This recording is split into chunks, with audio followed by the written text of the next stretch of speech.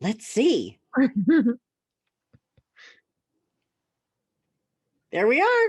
Let me see us. Okay, yay. We're live. Hey, everybody. I'm gonna bring my thing up here. Oh, happy, whatever day is it? Is it Tuesday? I think It's Tuesday. Happy Tuesday. We're back to spend some more time with you guys and answer any more questions that you have about the inner circle. And so just for anybody that's new and watching, maybe for the first time, we'll go through and introduce ourselves again. But my name's Margaret Smith. I go by Mo, and I'm the CEO of a company called I Love It When. And I've spent 8 years so far in the real estate industry as an admin and a director of operations for a team called Pickett Street Properties out of Bothell, Washington. And I left to start my own company and really 100% jump into supporting and cheerleading and coaching and consulting with real estate agents and admin and doing something like this with Kathleen Metcalf. And so Kathleen and I have started this admin membership that is live right now through Sunday at midnight. And we're super excited. So Kathleen, tell everybody about yourself. So I'm Kathleen Metcalf, and I'm the CEO of Inspired for Results and have a training and coaching company for real estate admin and their agents, KathleenMetcalf.com. And we have a training program to onboard new admin, so you can be an experienced admin from another industry and come in and learn about the real estate industry, REA 101. And then we have an onboarding program called 90 Days to Thrive. So we spend the first 12 weeks with the admin and the agent, bridging that communication so they're onboarded. And we have other services and programs too, but those are the two big ones that go together to come in and start your job. And this is my 9th year in my business and my 19th year in the real estate industry. So I too started as a real estate admin and unlicensed and then licensed and then became an agent. And I was in San Francisco, California. And then 13 years ago, I moved to Vermont. They're my birch trees. And so as luck would have it, I got to work for a real estate coach for 6 years as her admin. And it was in listening to her coach 65 people a week that I kept hearing, when are you going to hire your assistant? And how are you going to get your prospecting done and train them? And I'm sitting over in the corner thinking, there has just got to be a way I can help with this, because I have a background in recruiting and training from the retail industry. Yeah. And I had been an admin and an agent. So I'm like, these, my worlds are colliding, as George Costanza. And I know how many clients you have. So to imagine she had 65, you said? A week. It was, she was the #1 coach for the company she worked for. She was very, very successful. She's a terrific person. We're still very dear friends. And so I really heard all these top producers. I heard the call of, they have big goals, but in order to reach these goals, they must have strong administrative support. And so I started to help her clients, and then she was like, you should help people. You should go do that. So then, she sort of threw me out of the nest, and I ended up starting my company, which has morphed over time. But this is a passion that, both Margaret and I have come to realize we have together, which is to really be able to help admin live their fullest life, in their roles and also in their lives, which directly impacts their ability to produce, their role inside the agent's business or to have their own business, whatever their track is there. But these two things go together. One does not happen well without the other. So true. We have some good people watching. Rebecca Shanahan Galagani, hello. Thomas, hello. David Breckheimer. David said, I was excited to get confirmation from another one of my clients that she truly sees the value in this and is all in. I'm so happy and excited for her. I think I know who he's talking about. And I truly and fully believe in what is happening. David Breckheimer. I just have to tell you guys, I've been in kind of this weird place, and I have to give a shout out to David Breckheimer and to Kathleen Metcalf today, because I've been in this place where I'm just like, I want everybody to know about the inner circle. How can I get all the admin in the whole world to know? Hello. And after yesterday and a mini breakdown, I've come through to the breakthrough, and I was telling Kathleen, I feel so good. You know what? I was like, today I'm wearing my Living My Best Life shirt, which is the shirt that I got for the attendees of the retreat this coming weekend. And I just feel so much better. And it's so much because of what you and David shared with me yesterday and just how much in alignment we are that whatever happens with this, with whoever chooses to join the inner circle, I am just so thrilled with the people that have chosen and are already in and are excited to be there. Because those are the people that I want to spend time with, that I want to learn with, right along with with being someone who's going to help organize and host a lot of things with the inner circle. I also am going to be learning myself. And so I'm just super grateful to be doing this with you. And I just got so excited before this. I was like, I got to tell Kathleen publicly Oh, that you absolutely have made a huge difference in my life already. And we've only been around each other in real life once. And so that's a pretty big deal. yeah. So we are a testament because we've known each other 2 years. Yeah. And we have only been in person once in Los Angeles at an event that I was leading. And she was my guest to come in and participate. And so we are a testament to the fact that you can build really strong relationships virtually. Yes. 1,000%. And so that's what we also wanted to create, online in BU, the inner circle, for the admin who are so often an island, even when they're in an office or a big office and they're with even now we're in shelter in place a lot of times. So even if you're in a big office, you're working from home in your dining room, but you're still an island because even though it's cooperation, you work for your agent's competitor. So there's a certain amount of cooperation and collaboration, but not like it is when you're really across the nation or across the world to be able to really share ideas and grow together. Absolutely. Yeah. So today we're going to be chatting with 4 admin that that have like experienced the retreat or experienced working around me in some capacity over the last couple of years. And then a Rainmaker as well, a team leader. We call them Rainmakers within Keller Williams. I know that's just kind of a K-Dub thing. Rainmaker, team leader, business owner.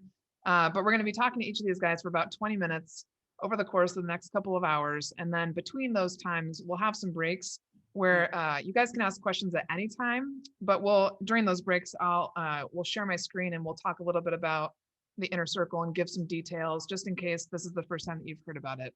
So I'll be watching the Facebook page, and please feel free to throw any questions you have at all, like not even just about the inner circle, but about myself or about Kathleen and anything that we can help you guys with today.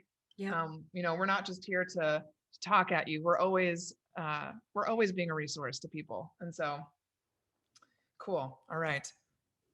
Oh, well, I kind of think we should just jump right in. I see Anna Parker's in the waiting room. Okay. Let's bring her in.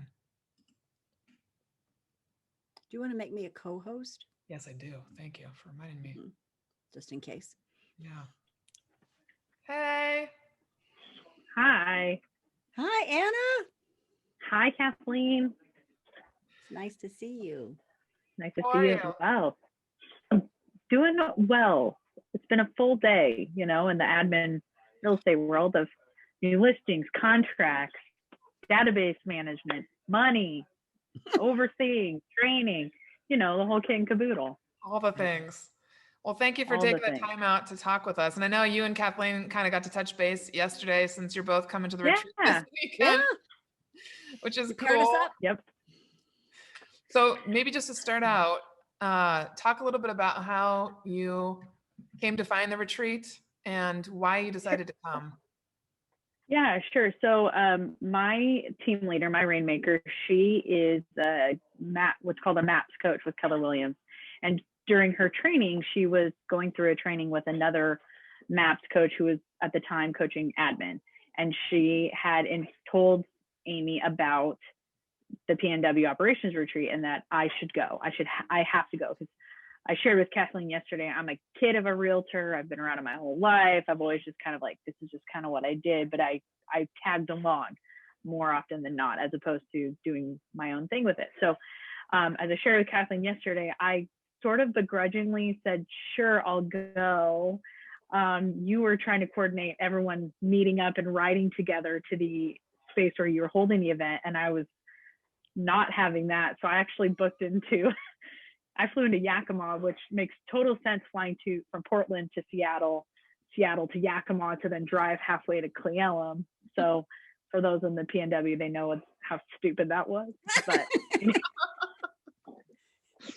But I was love so it. freaked out about going. Yeah, I was terrified to go. So it was like my one way of like, I'm going to control. If I have no control elsewhere, I'm going to control that.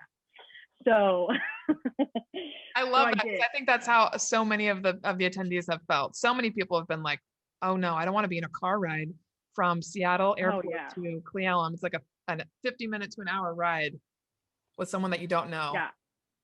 I had yeah. So I was the stereotypical person that said, not no, but hell no. And so I showed up, and I think it was just one of those things where I said yes, and then my Rainmaker actually paid for me to go, so I couldn't not go. I couldn't like back out. And so I went, and it was awesome. I mean, I told Kathleen yesterday, sorry, I keep saying that, but I cried like 3 times during the weekend because I was like, I don't know what to do here. It was my very first retreat, conference, anything that was just for me, not about me, but for me, separate from anything else. So it was scary, but in all the best ways. I love that. And I think we should mention like a little bit about you, because you said like child of a realtor, Oh, like sure. you've been around it forever, but how long have you been actually working in the business? So I have been working in the office full time since 2008. I've been licensed as a licensed admin since 2012. I've been in my role I've done listings. I do TC work now, director of operations for our team that's growing. So I've been in it for a while, but yeah, but I'm located down in Salem. And you said yesterday that you've been in real estate since you could separate zip codes. Oh, heck yes. Yeah. Awesome. As a kid. This is back in the day when you had to separate postcards by the zip codes. So I got really good at numbers, and it was a big day when I could just do 973s and everyone else. So yeah, a long time. Like my mom's been a realtor for 30 years. This is her 30th year. So been around the block. So before we met, but when you had said like this was the first conference or retreat that you'd been to that was for you, all about your role and everything. What did you feel like something was missing prior to that, and you just kind of assumed nothing else was out there? Or I'm curious what your perspective was. Honestly, I think it was pure naivety. In my area at the time, even though it was only 2 years ago now, there were not that many people who were doing what I was doing in a full-time capacity, or being utilized in a really highly effective way, right? Like agents weren't really good about, or had a concept really of leveraging out to an admin effectively in my area. So I just had no perspective of what the admin world was. And I think, Margaret, I've shared with you a number of times, like, even though I've been in the business and around it forever, I feel like a brand new baby when it comes to like connecting with the admin world. Cause it's like, oh, I've never even heard of these things. Like, okay, sure, whatever you tell me, I'll do it. I have no other, so I had no perspective. I had no exposure prior to the PNW retreat. And what would you say, like after attending that first retreat, how did it make you feel? You described like crying, which people talk about. And I think it's always hysterical because people that I don't know will come up to me when I meet them at conferences or something and just say, I don't know if I want to come to your events. I hear people cry in your classes, at retreat. Like, what is this crying all about? And so I think it's kind of intimidating to a lot of people, and I get that, but why did it make you cry? Like, what's the reason? And if whatever you're comfortable sharing in that moment, and then afterwards, what kind of impact did that have on you and your role or in your family? Yeah. So here's what I can say. For me, I'm not a big crier. So the crying was directly related to all sorts of internal things. There were people that cried as a result of the retreat, but for the best reasons, right? And I was sharing yesterday that it's probably one of the only times that I felt really, truly authentic and allowed to show up for just who I was without any pretense or expectation. And that's partly because no one knew me, right? So no one had any frame of reference of, oh, you're so-and-so's daughter, like there. Now we know you're Anna Parker from Salem, Oregon. Thank you. And so what I felt while being there were like equal parts complete sheer terror, to actually show up, right? Because part of it was that everyone was showing up. Everyone was coming to the table, ready to share, willing to share, and trusting that there wasn't going to be any judgment. And so, like, for example, the last night when we had kind of our round table brain dump with everyone, we had a hot seat, and I was like, all right, I'll be the first one, which is not my norm. I was like, here's my problem, here's how we do it, what am I missing, what's my blind spot? And it was so helpful. And I knew and I trusted and believed that no one was saying anything out of judgment or just to like poke, right? And because I'm sure everyone's been in that experience where people just poke to poke, but this was truly genuine people who wanted to help and wanted to help me, help my business, help the business and the team move forward. So I would say coming out of the retreat, I just felt more confident about who I was and what I brought to the table outside of just, like I said, being a tag along to my Rainmaker or being whatever anyone else had. I was like, no, I'm Anna, and I know what I do know a lot of things actually, and I'm going to speak up about it. So it was like equal parts terror when I was in there, and then afterward equal parts excitement, and then afterwards it was like, dare I say, a little bit of pride, not hubris, but pride, which was cool. Fantastic. I love that. I think the other thing that's interesting about this is we have your mom coming on not so long, just right after you, and she's the Rainmaker team. That lady right up there. And the thing that's been so interesting for me to see, because I know like there was somebody else at the retreat last year who also has like a family business, or maybe I connected you with him afterwards or something. And so that dynamic does happen quite often in real estate. And I think it can be really fun, and it can also have its difficulties. And so that's been really cool to have you be a resource to so many people, and kind of think about more about, like, I know I recently texted you and I was like, have you figured out what you want to do with your life yet? Like, exactly. Yeah. Because we joke about it, but it's definitely the little bit of imposter syndrome that I've experienced myself is like, are we capable of being CEOs? Are we capable of being the leader in our business? And the truth is we have to just believe it. And I think I've really seen you come out in that way. And then to see your mom out of nowhere, she literally throw down money to support the retreat before I didn't even think to ask her for it. And when she did it last year in March, as I was on the plane headed home, I was like, what? Who is this woman? And why? Why did she do this? And so I think her experience in having been an admin before as well, and seeing what you did and how the retreat was for you, it's been so impactful. You two have had you've been such a positive support to me that I can't even tell you. Like, I'm so glad that you came, even though you were terrified. Well, I mean, really, truly, I think it mostly has to do with my mom's push to grow and be better. And now it's like, okay, now I got to put up or shut up, so to speak. But that's been really helpful too, of like being a part of this group and just making the connections that I've been able to make through P&W, and then I know will come through BU and the inner circle, is like making connections with other admin that run teams. Like I think about our friend Jessica out in Joplin, Missouri. Like, she's not a salesperson, and she runs and owns her team. And so meeting people like that, where it's like, oh, kind of going back to what you're saying about being the CEO, is like, I don't have to necessarily be the salesperson to run the team and be the CEO of the team. I can effectively, if I want to, effectively run the team as the COO and be just fine, and actually maybe do a really equally, maybe in some ways better job. I mean, truth be told. But I think honestly, my mom's support of it has a lot to do with her, like you said, her history as an admin. And she was in the business only for like 3 years before she capped. I mean, she hit 50 transactions and was like, I'm going to go stark raving mad if I don't have some leverage and some help. So she's had an assistant probably 25 years of her 30-year career. Wow. So yeah, so she's like, she tells all of her coaching people, like, if you don't have an assistant, you're doing more than 40 deals, like, you're losing it. Like, you're going crazy. Yeah. Oh, I think you just muted yourself.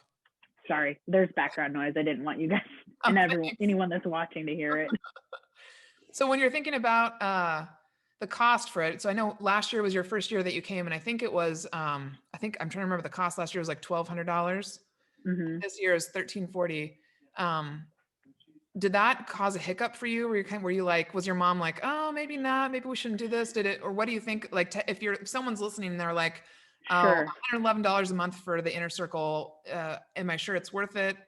Like how did Yeah, it's not something to like thumb your nose at, right, in terms of the cost, but what I can tell you is the value it has provided like tenfold for me in terms of the retreat. Like I was blessed because my mom paid for me to go the first year.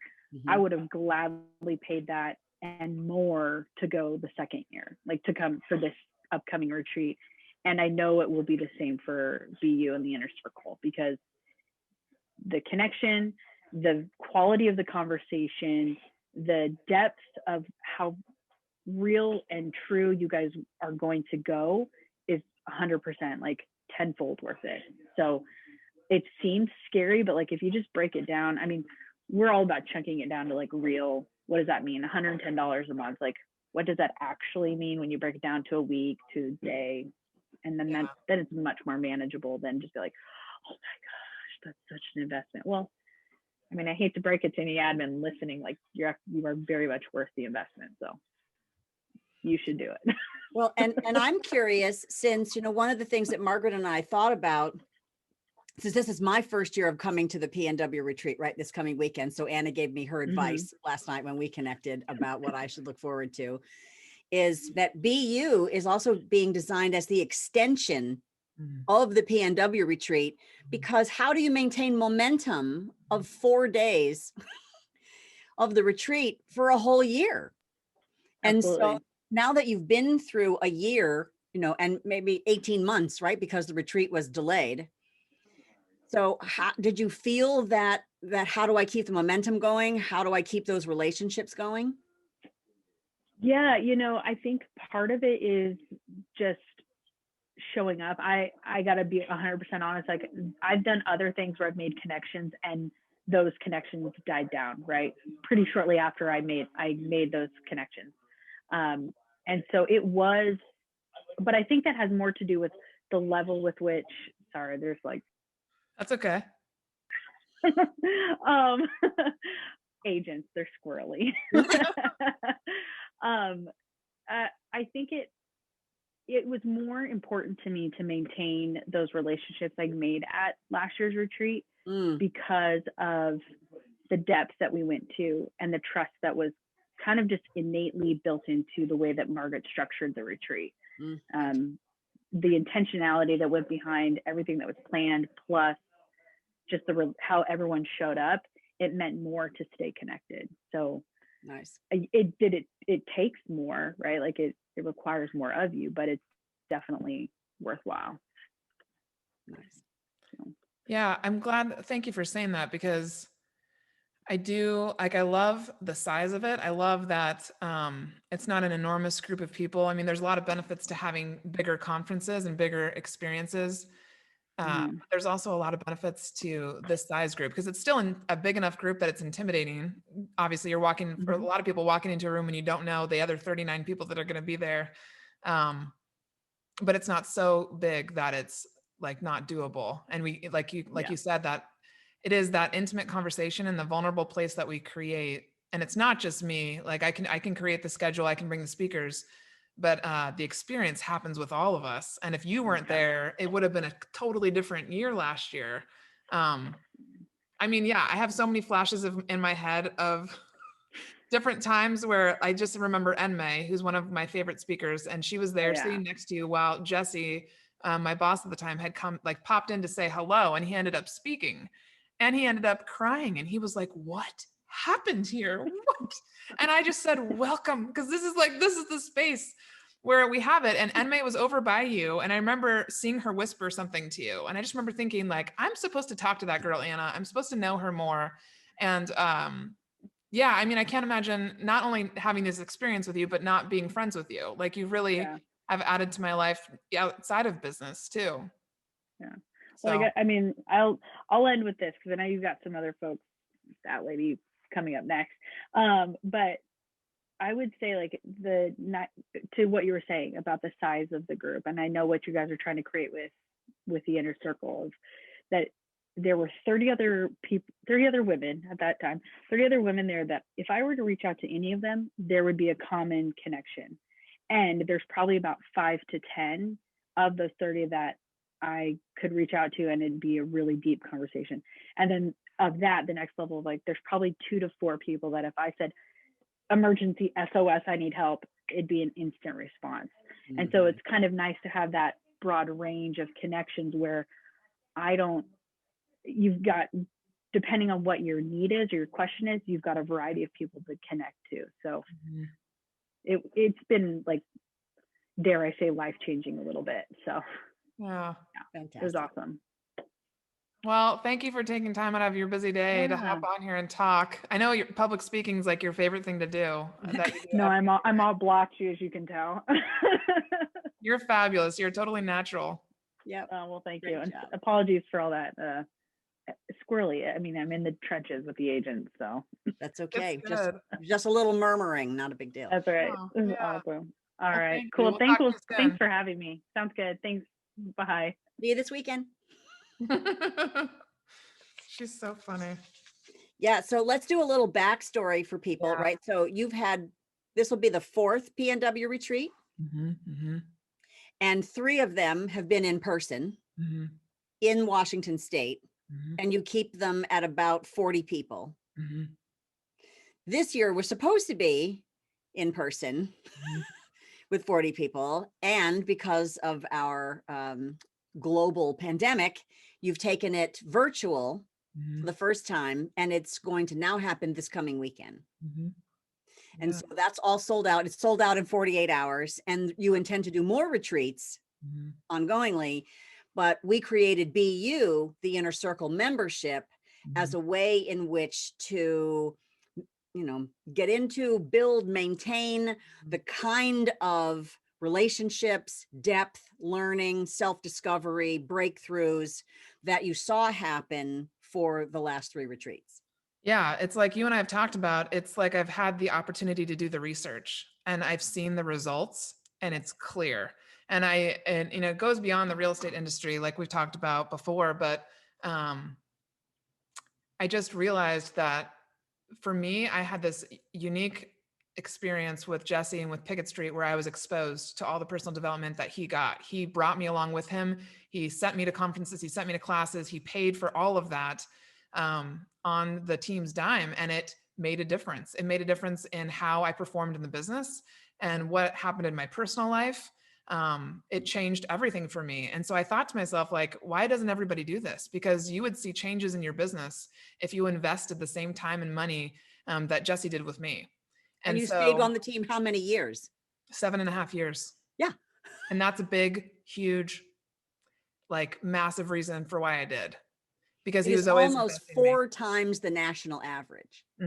Yeah. And I'm open, like when I teach and speak about it, I bring up Jesse and I bring up Pickett Street often because I understand the value there. And and Jesse didn't necessarily have a business building or ownership leadership background, but he jumped right in and he learned alongside me and we both made mistakes. But what never went away was he was always investing in me personally and professionally. And that had an impact on his business. And he saw that.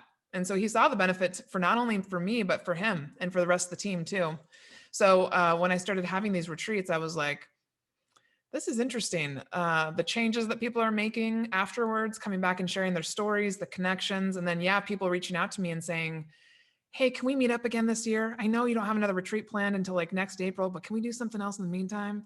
And if I'd had the time, I would have made that happen. So a big reason of why I left and started my own business was to start to be able to make this happen on a more regular basis. Because, and like Amy, who's coming up next, who's Anna's mom and also the Rainmaker of the team, she'll tell you, she told me right after Anna went that she would send Anna if she would prefer I had this quarterly, so that Anna could experience this 4 times a year and have that regular kind of boost. And I could use it myself as well. And that's exactly what I'm planning on doing. So it's interesting what happens when you add like what Anna experienced, and she said right there, like she even felt a bit of pride. And she should be proud. That girl, I joke with her all the time. I call her CEO because she is. She knows what she's doing and she has a ton of value to add.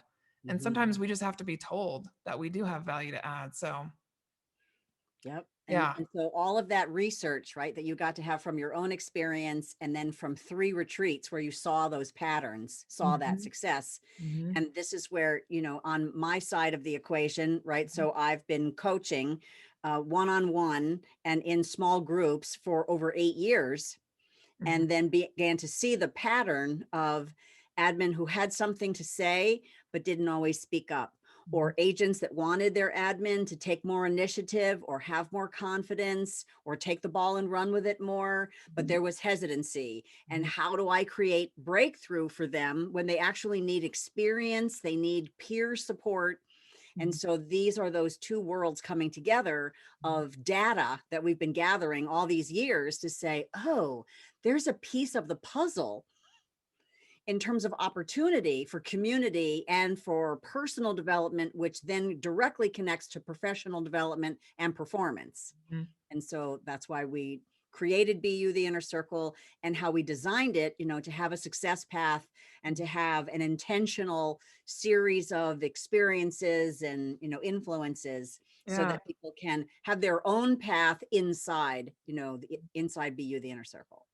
Yeah, I had somebody was messaging with me the other day and asked, how do I know that this is for me? How do I know that that it's gonna really have an impact on my personal development and my professional development? And I said, I can't promise you anything.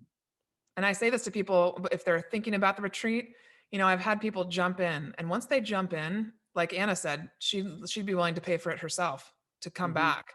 I can't determine, you know, how it's going to impact you. All I can say is that it's as much about you as it is about us. So it's as much about what you put into it, about how much you want, things you want to work on, how open you're willing to be. It's as much about your participation as it is about mine and you. And so I think that's part of why my new mindset today is I'm so happy and excited because the people that are in the inner circle already have chosen to be there. And those are the people that I want to surround myself with. Nice. Because the opportunities are not just with those, like as an example, the retreat, the 40 people, it's the 40 people times the number of people that they know. Because just like with networking, you never know what's going to happen when you meet somebody. Like you and I never would have thought, like I had in the back of my mind when I met you, like there's might be something here. I feel like maybe we're in alignment. And here we are 2 years later. And you just never know what's going to happen. And I think the power of networking and the power of human connection, I think sometimes real estate agents don't, or business owners don't always understand that if they empower their people to take action, they're instead of just being them in charge of the growth of the business, all of a sudden they're surrounded by people that are helping them grow their business, just like I did with Jesse. And that is way more powerful than one person. So I think there's 2 different places we could go from here. Do we have until quarter after for when We Amy do. We have comes? until 3:15. Yeah. So I think we could show the success path to be able to educate. And I think we could also talk about the amount of referrals that you got from having people come to the retreat and attend the retreat because you meet all these real estate people from all over the country. Let me share my screen right now and we can do both. Share. Okay. So first to talk about the success path. Do you want to make that full screen? Oh, yes. Let me remember if I can remember how to do that again. The little green button. Yeah. There we go. There we go. So the point of the success path is so that when people enter the inner circle, they understand. And right now, even on the outside looking in, you can see that we have a plan for how to attack the different things that we want to go after this year. And so each 2 months, we shift from one segment to another. So the first segment, for example, is called Name It. And in the success path, this is the very beginning in February and March, when we're going to be talking about programming and conditioning. How were you raised? How are you raised to think, believe, and then act? And because oftentimes people don't realize that the only reason that they're doing something is because it's how they were raised or what they were taught to do. And oftentimes we don't kind of have we don't give ourselves the chance to kind of have that self-awareness and reflection. And so each segment will focus on a different part of our growth, and we'll have activities and tools and resources and people to help all of us as we move our way through all 6 pieces of the success path. Mhm. And I'm particularly fond of the pieces that really challenge the way that I think, and then also challenge me to put it into practice. So if we talk about activating it and optimizing it, that will involve teaching and speaking, which I know oftentimes are 2 places of complete terror for admin. The most stereotypical personality of an admin is more behind the scenes.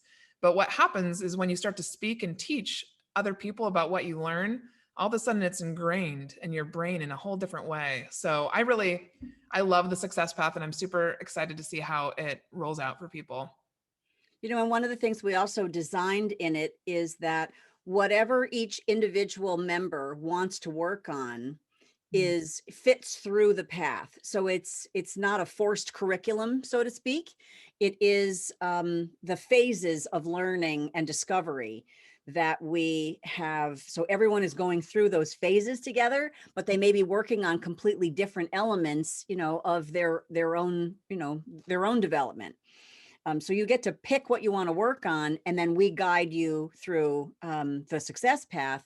And from a format perspective, we want everyone to be able to come together virtually, you know, in the member meetings, which we're planning for twice a month, the second and third Fridays of the month, for about 90 minutes. And so then we'll all meet together in a Zoom conference, and then we'll break into breakout sections in small groups. And those small groups will also shift every 2 months. So you get a chance to get to know people inside the group in a much more intimate way, and then be able to, you know, move on. So after, you know, 4 sessions, you can meet on your own beyond that in those member meetings. But the idea is you will have a collective community, but also have intimacy in the small groups that we do as we meet. Mhm. And Yeah, then and I talk think, about the master classes.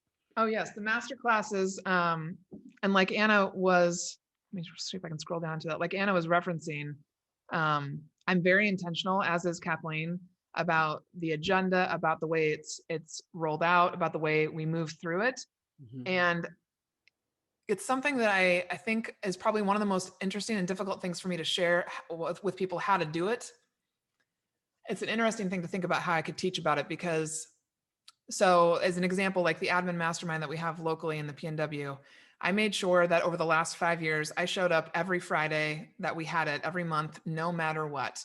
And I know that's one of the most difficult things to do as an admin, because you're often so busy doing so many things for other people that stopping and taking the time for yourself is not normally top of your list.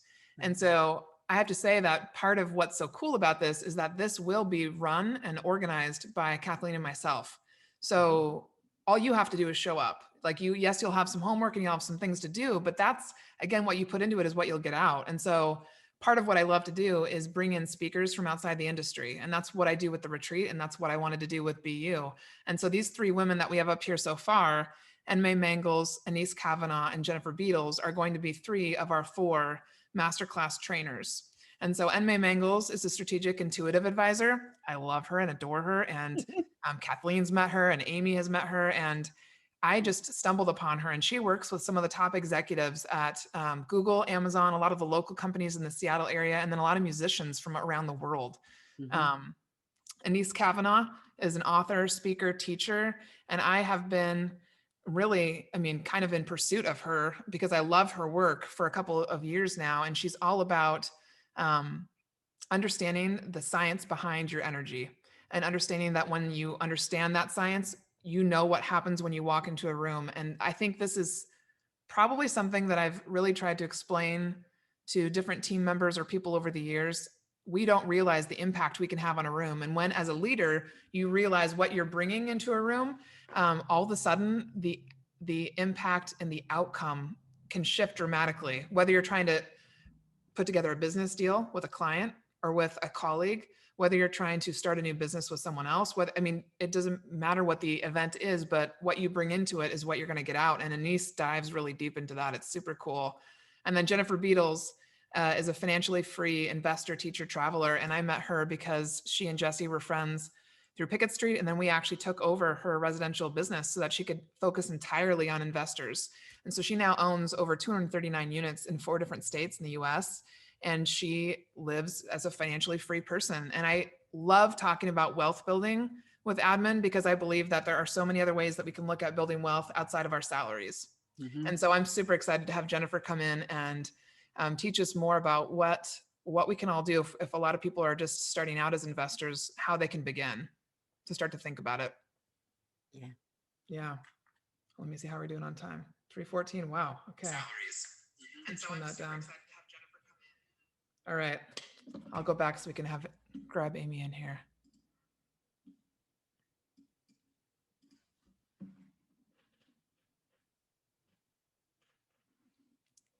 Amy. She might be watching us. Connecting to audio. Check. Hey, Hey, how are Hi. you doing? I'm doing awesome. I was watching you live. It's amazing. Oh my God. I'm so excited to have you here and for you to get to meet Kathleen. Hi, Kathleen. Hi, Amy. It's wonderful to meet you. Yeah, it's great.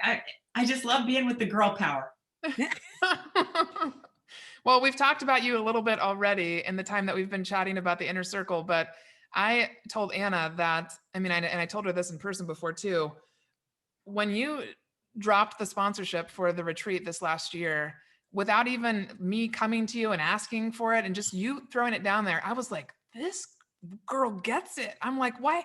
How can I help transfer her what she has in her head to all the other real estate agents in the nation? Like, how can I make that happen? And so if you can start out by telling people just who you are and where you're coming from first and your experience in real estate, I know that that's important for people watching. Sure. Yeah. Well, I'm Amy McLeod. I'm in Salem, Oregon. I'm with Keller Williams Real Estate in the capital city. I have 30 years of experience in real estate, and 25 of those years I've had a team. But before that, I started my career in the Marine Corps, and I did payroll. So I was an admin. And then I got out of there and I worked for what was the Bon Marché, or some of you are young enough to know the Bon May Company. And I was an assistant, a secretary to the chief operations officer, who was a brute. And then went on to work in state government and work my way up through payroll. I was a distribution clerk, so I was a secretary. And finally, I got an opportunity to go into investigating, which was my first professional career. So I have a long history of being in the admin position. And I appreciate that your admin makes or breaks you, and that they're usually far more valuable than the person that they're working for really comprehends. And so it's just close to my heart to appreciate those people that make us look really, really good. Wow. I would like to hire you. I want to hire you and I want to work with you. And I'm like, it's just so like, I guess Jesse always understood my value for sure. I know that. And I've met other agents and team leaders and business owners and humans that do, but to have you just say it like that, like, that's just what I wish I could hear from so many people. So the question I had thought of for you was, I know that she told the story about how you came to hear about the retreat, and Olivia O'Toole was like, you've got to go, you've got to send your admin. Did you have any question in your mind, or were you just like, this just needs to happen, we need to try it? Not at all, because I know as a professional, how rejuvenated I get when I get around my peers who are not my competitors. We're friendly competitors in real estate, but competitors nonetheless. So it was always rejuvenating to me to be able to go away, for one thing, see new things, breathe different air, hear different approaches. And I knew that was even more important for the people in my office to be able to have that same experience. And it was a very small way that I could show my appreciation and my desire for them to grow as a human being in the path that they're most suited for. Lots of people have poured into me, helping me follow my path, or, making way for me, or pointing the way, saying you can do it. And I wanted to do the same thing for the people who I consider my admin my work wife. That's it. When I'm coaching agents, I say, when you make this hire, this is not a casual hire. Many of them trip up and have bad experiences because they're casual about it. Mm-hmm. But this is your work wife. This is your partner. So that's how I look at it. And why wouldn't I want to invest in my partner that way? Mm-hmm. Nice. What do you think when Anna came back from that retreat? I didn't realize leading up to it, I knew she was nervous, but I didn't quite realize so nervous that she booked a flight to Yakima. I didn't know that that's what happened. What do you think? What did you notice, or what did she say when she came back? That was interesting. She was just so filled with life. It was a life-giving experience. Her battery was recharged. She was ready to take on the day. And all of you guys filled her with confidence. Honestly, Anna has described me, and probably most Rainmakers, as a force.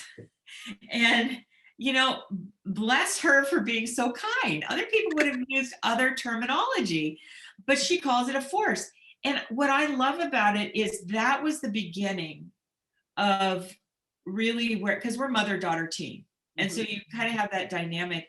And it always made me feel bad when she would say, Mom, I'm here for you. Anna has a deep loyalty. And I was worrying, oh my gosh, is she being loyal to Mom at the expense of walking her own path? Mm-hmm. And I felt that so deeply. So when she came back, I suddenly felt like here was Anna. She had seen what could be through all of you, that her role wasn't just the secretary, that I needed her like this, not like this. Yes. And she came back like that and was energized. And, over the years that we've known you, Margaret, I just see Anna getting stronger and stronger. And, sometimes she'll stand nose to nose, and I love it. I absolutely love it. So to see her develop that way has been really terrific. And our business has benefited because of it. I used to talk about, we both have to have our oars in the water going the same way. And sometimes before the retreat and the connections she made, we were crashing oars. Mm-hmm. We just were. Mm-hmm. And if in a relationship, often what happens is if the balance of power is out of whack, it's not that this person is powerless. Often they just go passive aggressive, mm-hmm. and the oars crash. Mm-hmm. It was happening. So our oars don't crash as much.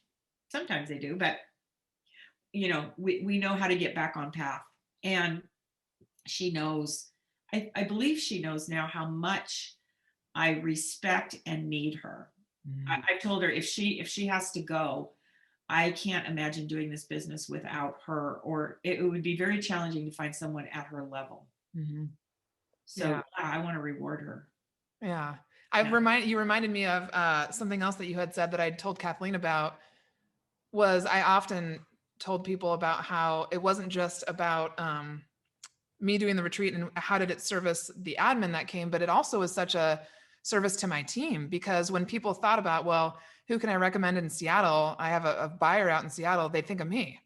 And so I brought in referrals to my team because of the classes that I teach and the networking events that Jesse sent me to. I didn't just go to the events and just, intake all this information. I was also networking and busy making connections.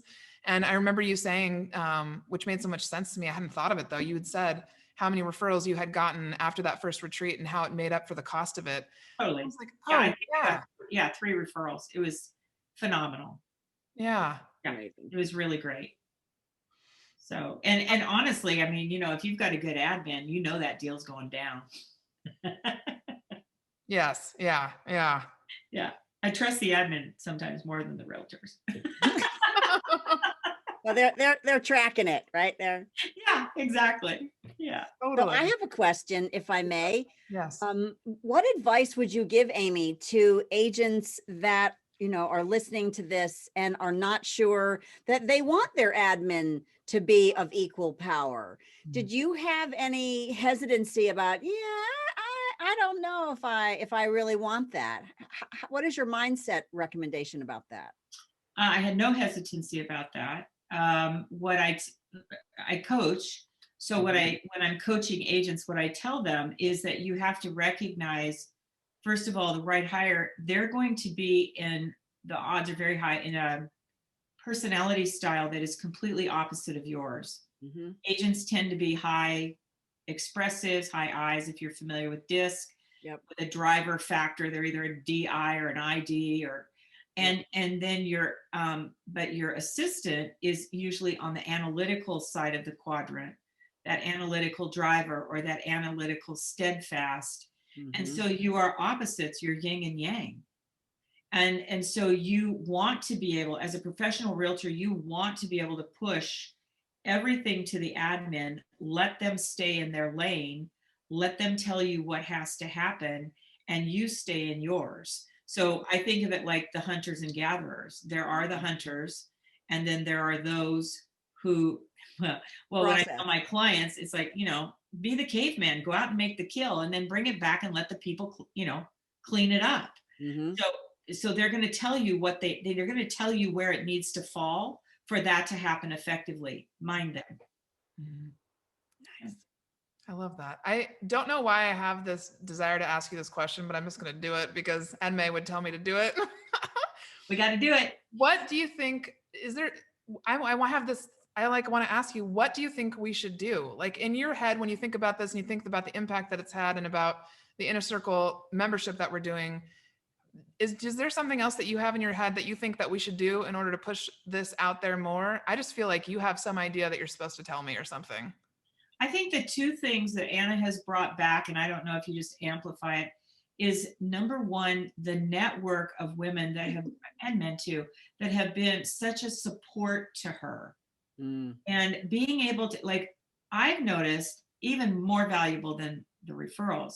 I'll say to Anna, I want to do this. I'll come in with some idea. I want to do this. And she'll say, well, I don't know how to do that, but I'm going to call my friend Margaret. And all of a sudden, a whole system appears that is magically wonderful. So, having more of that, like, even like, how do we run the office more efficiently and effectively? Okay. And then the second piece of it that was so valuable, and I've kind of touched on it, was just naturally, many of your admin they're quieter people. They're more reserved. They, building that confidence in them that your role is absolutely vital. We all say it, the job's not done until the paperwork's done. We're not getting our checks. We're not getting paid. I sell Anna and what her and her team do by telling them, you are the one real estate team that my standard is when your check arrives in the office, it comes out the next day because there's no holds. So, just giving them that confidence that they are very important, and not letting people who aren't as enlightened yet run over them. And if you are being run over, go find someone who values you. I love that. I don't think I have any other questions. Do you, Kathleen? No, I'll just piggyback on what you said, Amy, about there is an evolution happening in the admin world that Margaret and I've been witnessing, which is, and I appreciate you sharing your history. I also have a department store background, so I didn't know that about us. We have that in common too.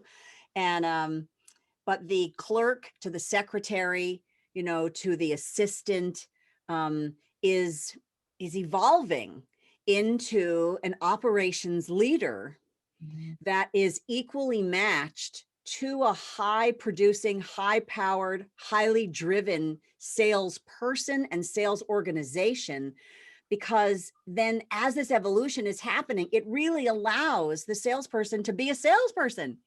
Yeah. Then you really get to live in your zone of genius. You really get to be able to spend more of your time there and then build this trust, this yin yang relationship where you know that the compliance, the efficiency, the great service is coming along beside you.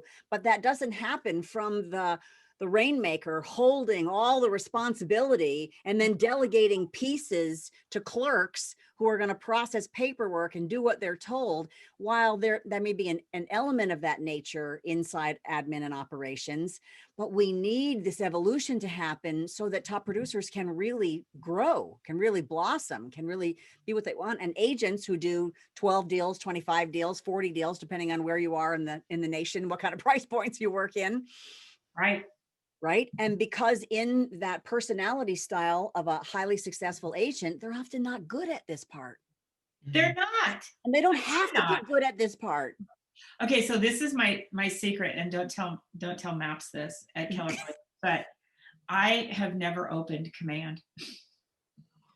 And people ask me, you know, Because you don't have to. I don't have to. Yes. Yeah.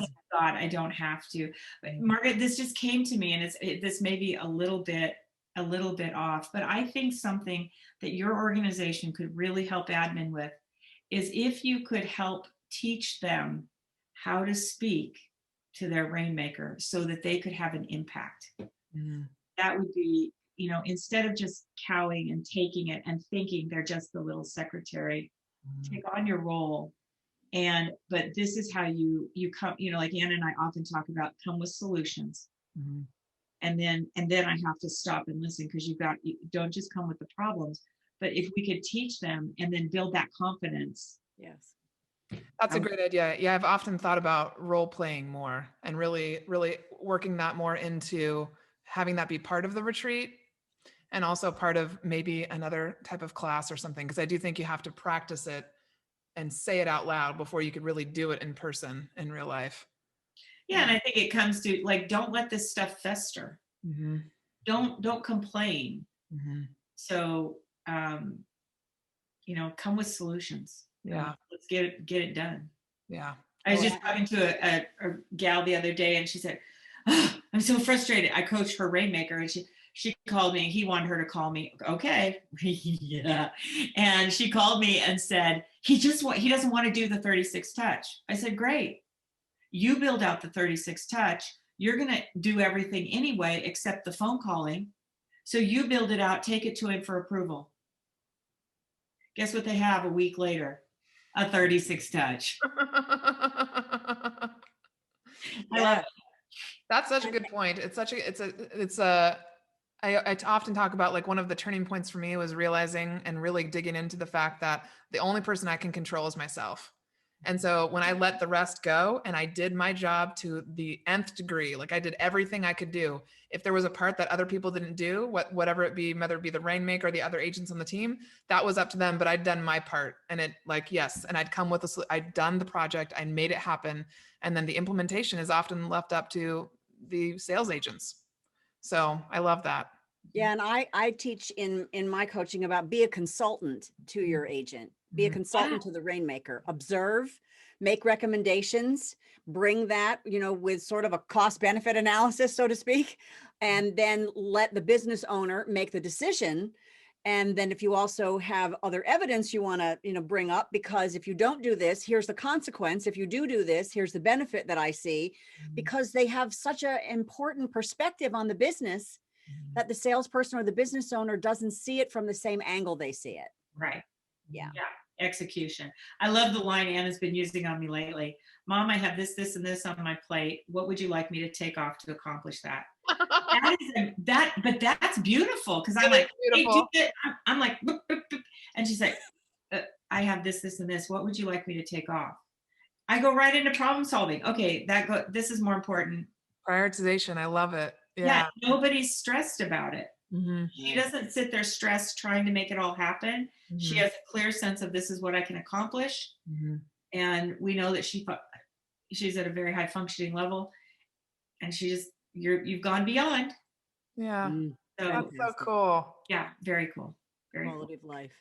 Well, thank you so much for spending time with us today. Oh gosh, anytime I can help you. You guys are like, let's just have an army of admins.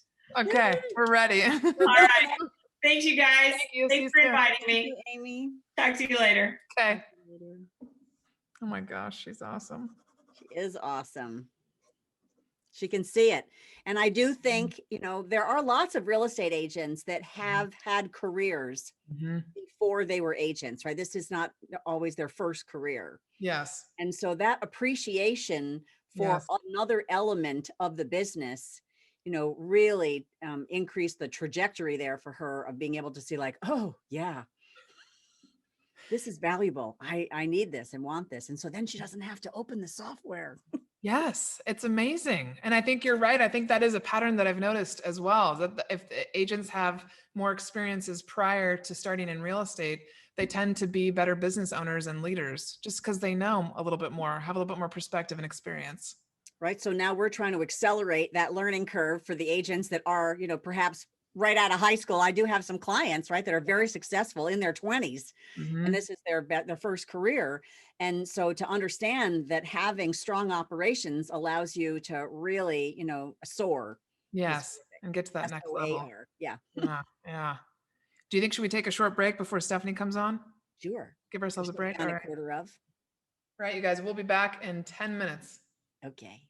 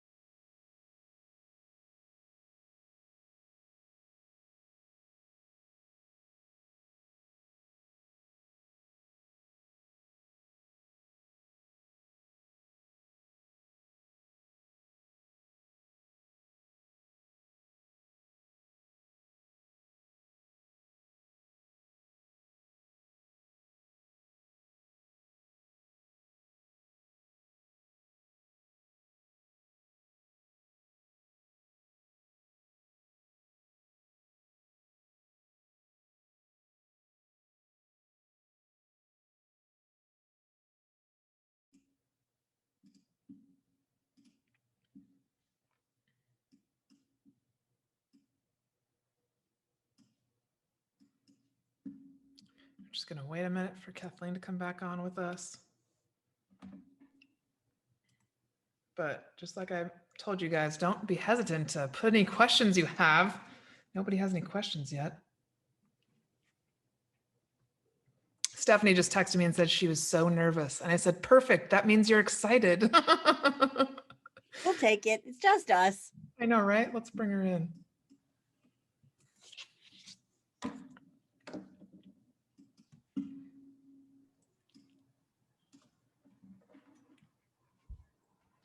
Can you hear us okay? I can hear you. Can you hear me? Yes. Hi, Stephanie. Hi.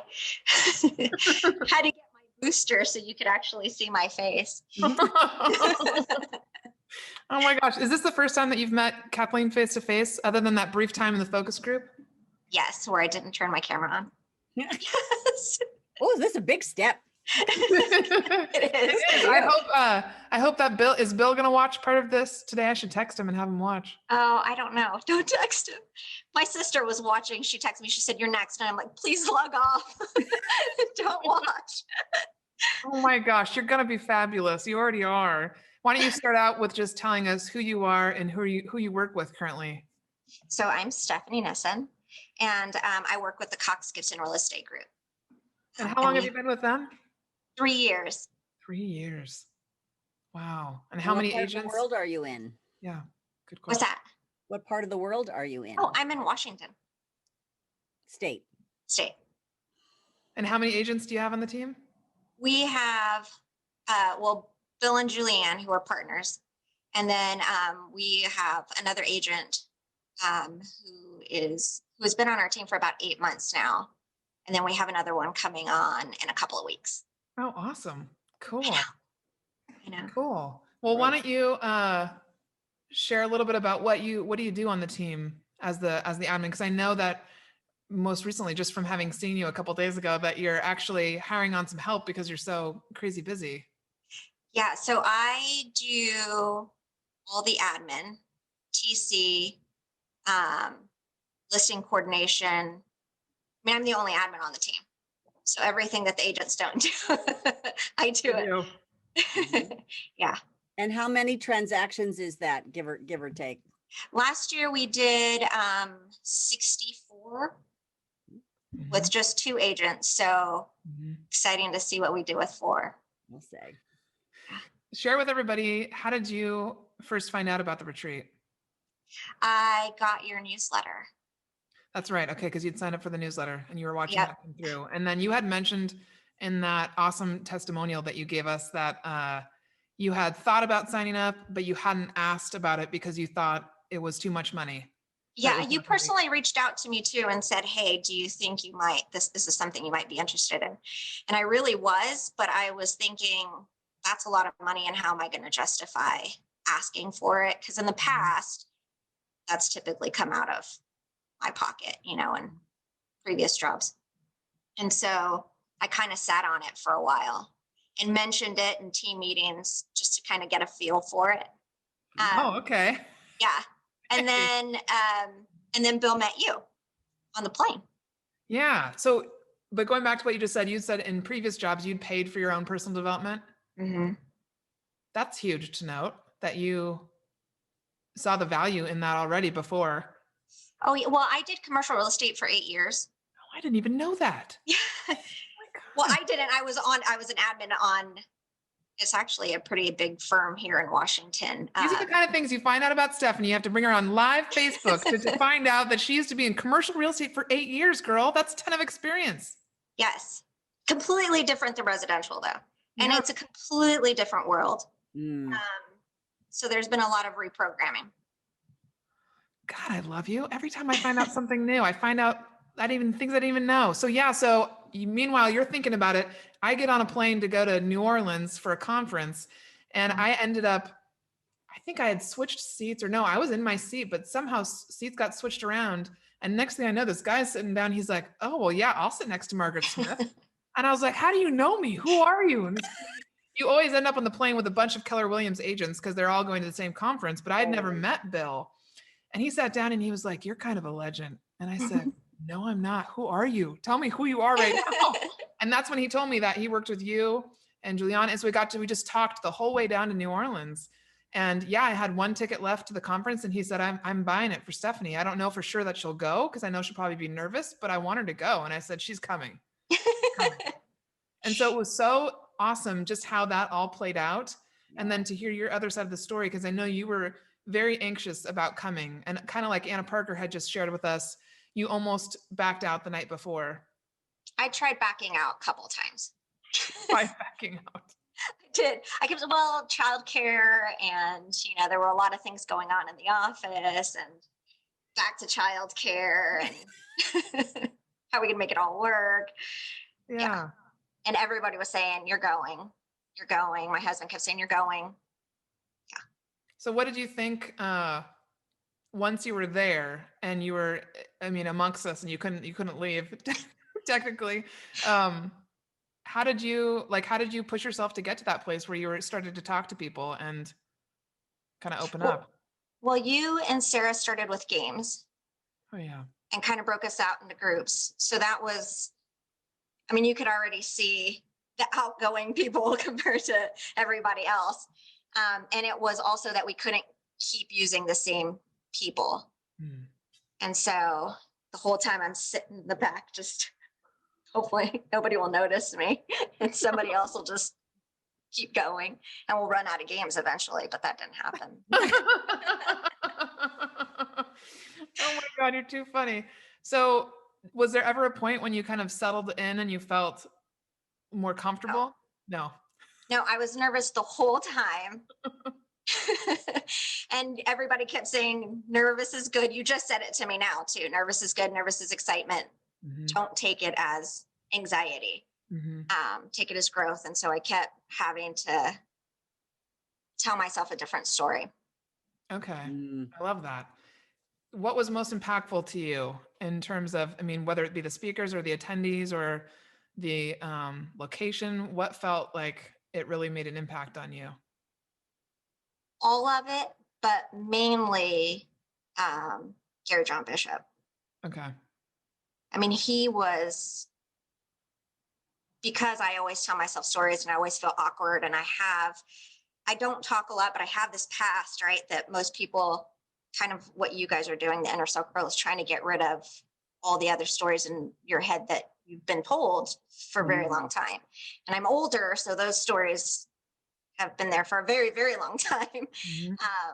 And him just saying, get over it. Just stop and let go, because your past doesn't define you. And that was huge for me. And then thinking about after the retreat, I remember Bill telling me specifically, like, oh my gosh, what happened to Stephanie? Like, she's telling us what to do now. She's like, what happened at that retreat, Margaret? What did you give them? What did you do differently when you walked into the office that next day? Like, what happened to that old Stephanie, and what changed? And yeah. I think it was a combination. Bill heard about you because I had done the Ultimate Partnership. Okay, that class. That was like literally 3 days into joining this team. And coming from my background as an admin, you do what you're told and nothing more, right? Just, they don't want you to have an opinion on their business. They just want you to do. And I think that's an important thing to note. Like, that is kind of the general, you do what you're told and nothing more. That's kind of the general attitude. Especially in the corporate world. Yeah. And so when I had taken that class with you and Brinley, and you were talking about this being a partnership, and I'm still so new, and Keller Williams had all of these, amazing things, and, what you focus on expands, and all of these great things that I'm hearing. And I'm thinking, how long is this going to last? Is this a honeymoon? Do they really mean it? Wow. Do they really mean it? And so this whole time I'm still thinking, is this true? Is this really happening? And Julianne and Bill are really great at sticking with the Keller Williams way. And so we would still do cash talks and all of those things, but I was still stuck in the just do what you're told, don't have an opinion. And so, going to that retreat and hearing again that we're equal, and hearing from other admins that are speaking up and that are actually taking charge of their business, because that's what they're hiring you for. It's their business, but you're the person who's going to make it happen, and they come with the ideas, right? So just hearing these stories of other people having the courage to speak up and nothing's happening to them. Like right? they're not getting fired. They're not They're getting not laid getting off. fired. They're not, there's nothing happening to them. Not People are getting actually berated, keeping them for having really good opinions. And so I thought, oh, I can do this. Do this. Yeah. Oh my God, I love that. So do you feel like then you started to integrate that into how you were acting in the business? Like at a meeting, you were sitting down to a meeting with Bill and Juliana. Would you then, like, are you speaking up more now than you used to? Yes. Yes. And I also have harder conversations Okay. too. Wow. I don't come with the script, but I do every now and then say, I have to have a really hard conversation with you, or this is really hard for me. Like, this is not my normal. But yes, there have been times where I've had to have that. Yeah. I love it. How many Yeah. retreats have you been to, Stephanie? Just the one. This will be my second one this year. Mm-hmm. And this year it wasn't even a question. Margaret released it and they said, write the check, you're going. I love that. And then when we released the inner circle for founding members, for people that have been working with Kathleen and I remember seeing you in a comment say, I think this is something I'm going to invest in myself. And you immediately jumped right in there. And I just love that. I love that you're willing to put some skin in the game and that you've seen the ROI and you're wanting to continue that. Like, do you have anything to add as to why you did that? Like, was there any hesitation or question, and what made you do it? Yeah, this is my year for growth. Okay. And so I've been doing, after the pandemic, I kind of went back into my shell and was super scared. I think that's a normal thing for a C personality to do, because you don't have you don't know what's going or just on a and what do you human, do. too. And Just for humans right now. Yeah. yeah, and I have kids, and so it just got really, really scary. And then I met up with a girl here in Port Orchard who does a Facebook Live boot camp. And on top of that, she mixes it in with personal development. Okay. And so I started doing that in September, and I love it. And it really helps me, again, refocus, because I do get stuck in my head a lot of the times, and I still go back to the stories that I was told. And so I need it. And so when I was hearing what you and Kathleen were doing, I'm like, this is just going to build on what I'm already doing. Mm-hmm. Nice. Yeah. If you were, And I mentioned it to Bill and Julianne, and I just had my 3-year review, and they said, this is going to be another bonus that we pay for you. So shut up, really? Wow. Yeah. Oh my God, I love those guys. I do too. And I cry. I'm always like, how did I get so lucky? Like, I mean, I've just had so many bad experiences, and now, yeah, how did I get so lucky? Oh, that's so cool. That's because you deserve it. Totally. Thank you. Yeah. Yeah. So I had said this to you via text before you hopped on, but I know that there are admin that are watching, or who maybe aren't watching, and they'll see this later on down the road, who are wondering, like, am I worthy of this? Do I deserve to pay $111 a month to participate in this, and are anxious to even try it like you were before? What would you say to them if they're watching now? Well, I'm still anxious, and it still makes me nervous. Okay. But you don't grow, right, if you don't try.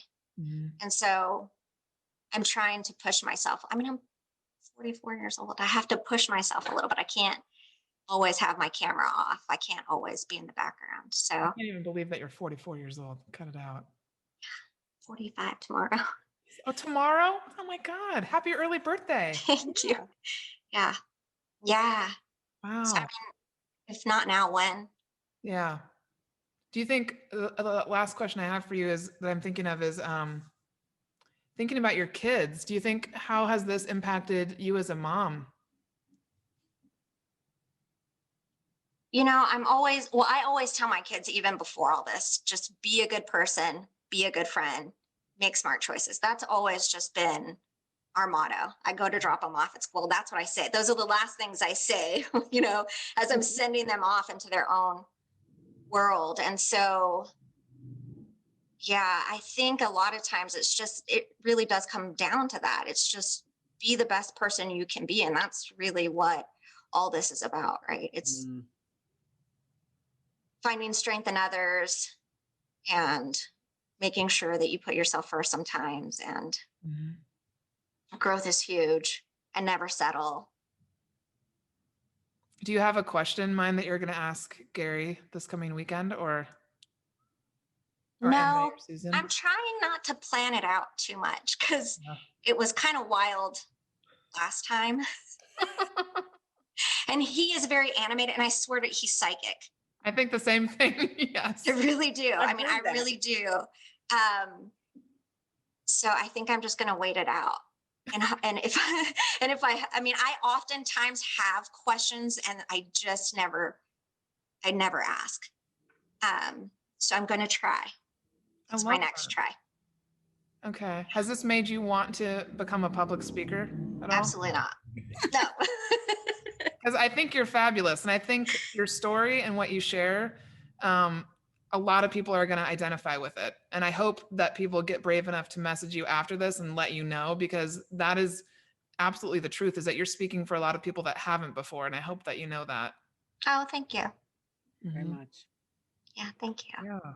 Kathleen, did you have anything else before we let her go? First, let her get off.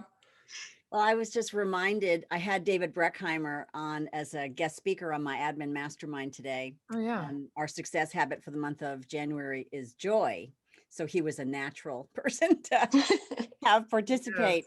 And he was talking about practice.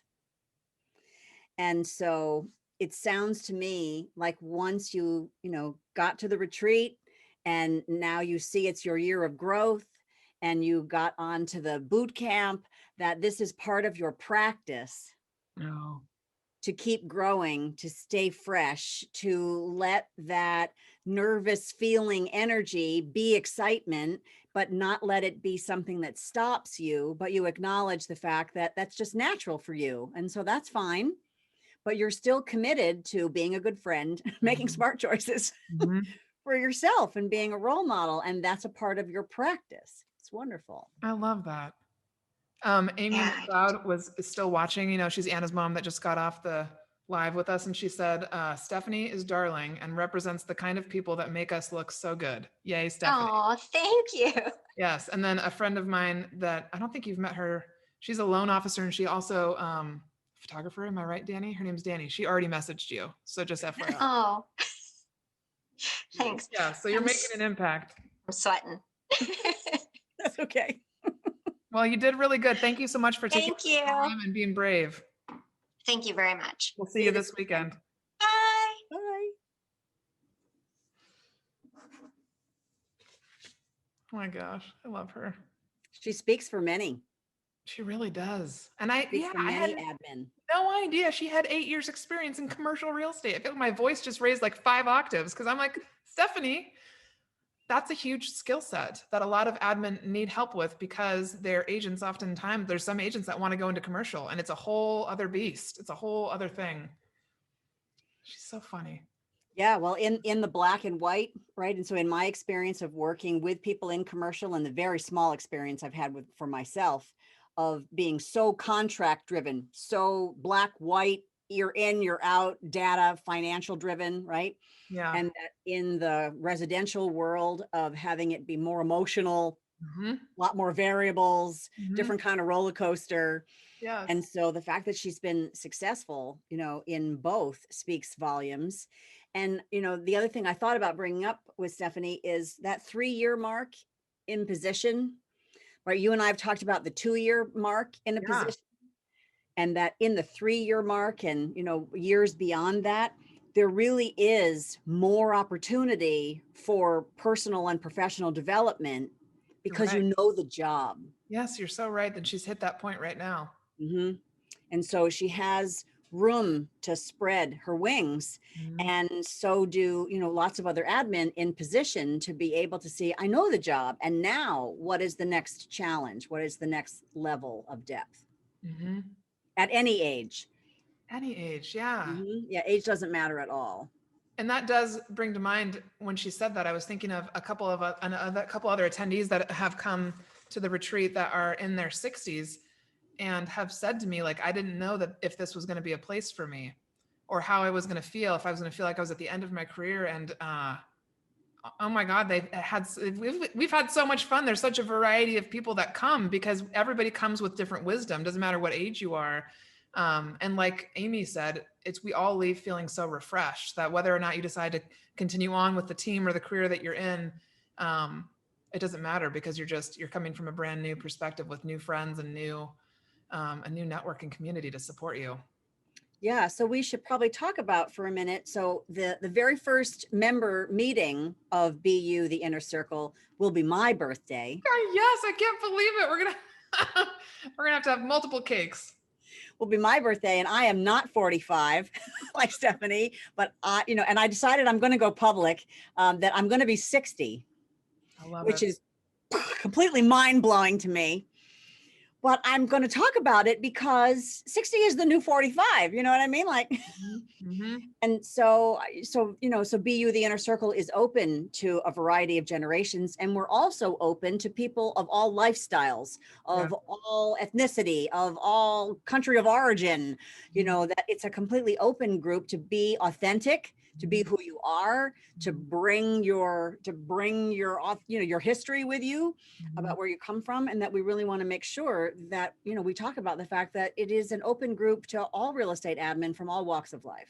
Absolutely. I'm glad that you said that. We have Olivia O'Toole, who's out of Massachusetts, just had her entire admin team join, one of which is a virtual assistant.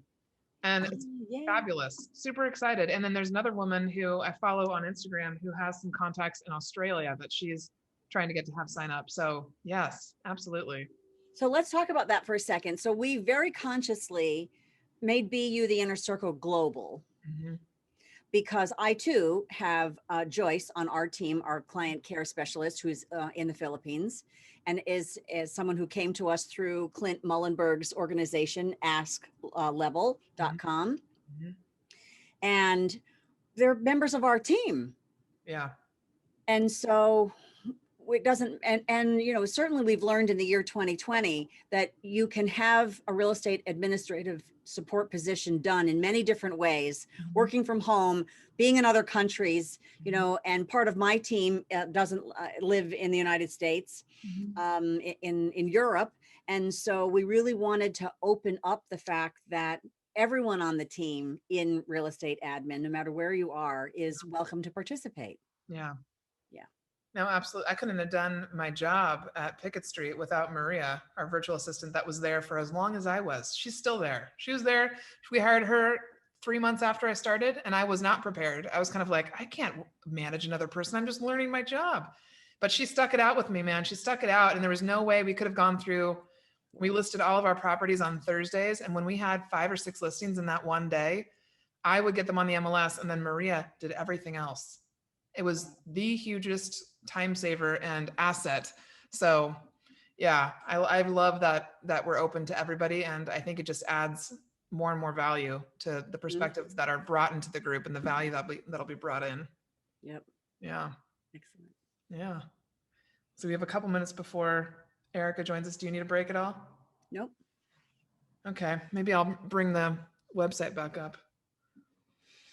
Do you have any questions have come in? Let's see. Oh, David said he just offered it to his VA. How cool, David.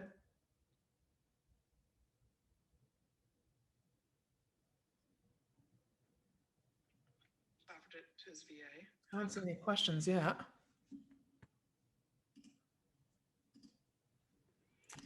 Let's see, what else from the website should we highlight? I think I've mentioned this to a couple people, but I guess to just stress it and be very clear, if you want to try it for 1 month and you figure out it's not for you, you can leave anytime. So there's no contract with this. And I think having that kind of freedom and knowing that it's not something that you're stuck in for a certain amount of time is really good. I mean, we prefer that you'd stay, of course, but that option is always there. Yes, and we designed it for a year, and we hope that people will stay year after year, but it has no contract, right? And then we specifically put this business owner section here, which I think we've both referenced and talked about it a little bit with Amy, but from the business owner's perspective, I know I get a lot of real estate agents that have come to me and said, just Margaret, how do I make them take initiative? How do I help them? Like, I want them to talk back to me, like not in a bad way, but really be able to step up, like Amy was saying, and speak to me nose to nose, like, and give their opinion. And so oftentimes I think the part that's missing that people don't realize is that, if you're lacking that self-confidence or the belief that you know what you're talking about, you might not take that initiative because you want to, more than anything, I find so many admin, myself included, I want to do a good job. I want people to be happy. I want to exceed expectations. I want people to know that they can trust me to get the job done. And so that takes time to build that trust. And for the people that I was working for at the time to know that they could trust me no matter what. And that takes confidence. And so this is part of what we'll be working with people on, is how to take more initiative. What does that look like? Obtaining leadership skills, kind of that gray area of how do you build leaders? Because I totally believe that you don't have to be born a leader. Leadership can be trained and learned. And Oh yes, it's a skill. yeah. And it doesn't look the same. It doesn't look the same in all people. There are a variety of styles of leadership. And so if someone has a stereotype in their head about what kind of personality you have to have in order to be a leader, we challenge that lovingly, that there is a great variety of that. I think we can also talk here, Margaret, about an admin that wants to bring this to their agent, but doesn't know how to have that conversation, right? So Stephanie learned, I imagine, from meeting with Susan Scott at the retreat about fierce conversations, about how to have a fierce conversation to an extent. And so while hopefully this wouldn't be a fierce conversation, but it might be something uncomfortable or unusual if you're asking your agent to invest in you. And we say, message us. We have a letter you can bring. We have a little kind of script, we can role play with you.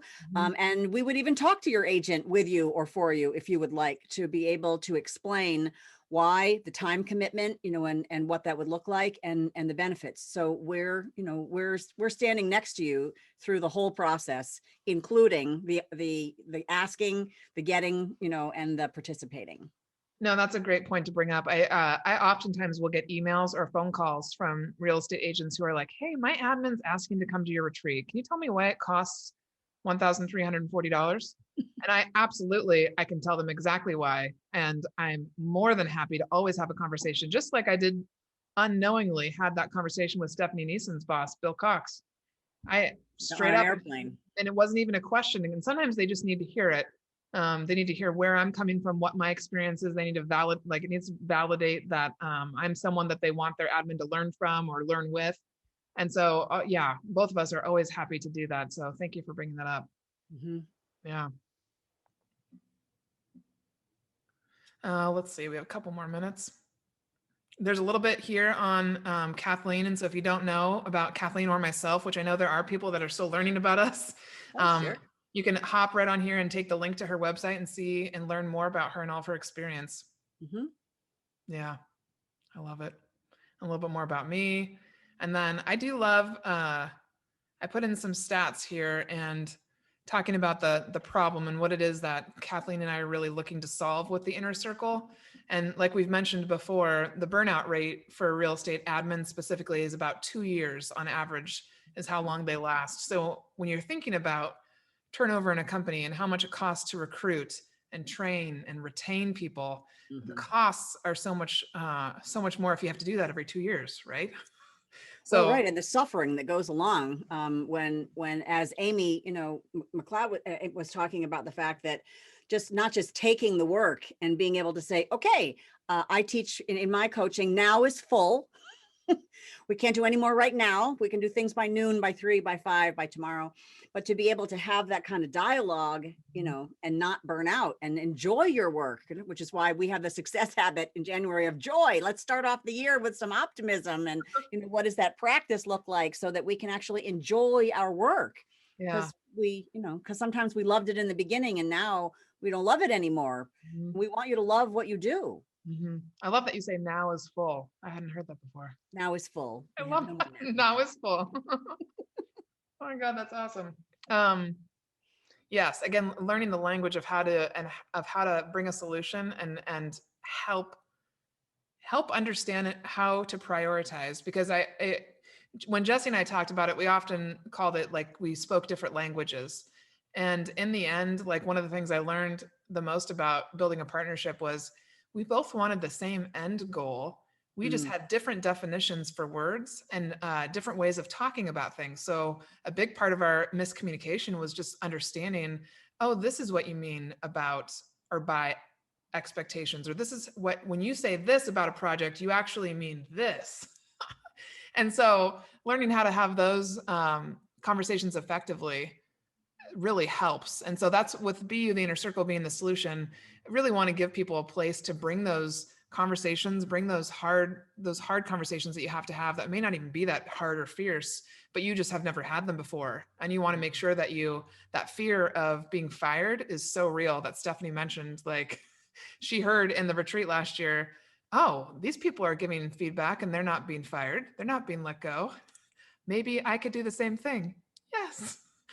If you get fired for giving feedback, that's not very logical. And most likely you shouldn't probably be working there anyways, if giving feedback is not something that person wants, in my opinion. Yeah. And then to be able to present that in a way that the other person can hear. So it's like what Amy said, to be able to speak the language, like you just said about Jesse, in a way that your agent can hear you. Because once again, if we use the DISC assessment, the DI does not speak the same way as the SC. And so the vocabulary, the highlights that you're pointing out, the cost and the benefit of, what you're looking at is not, necessarily what the agent is looking at. And so this is a community to be able to get some feedback on how do I get this point across? Yes.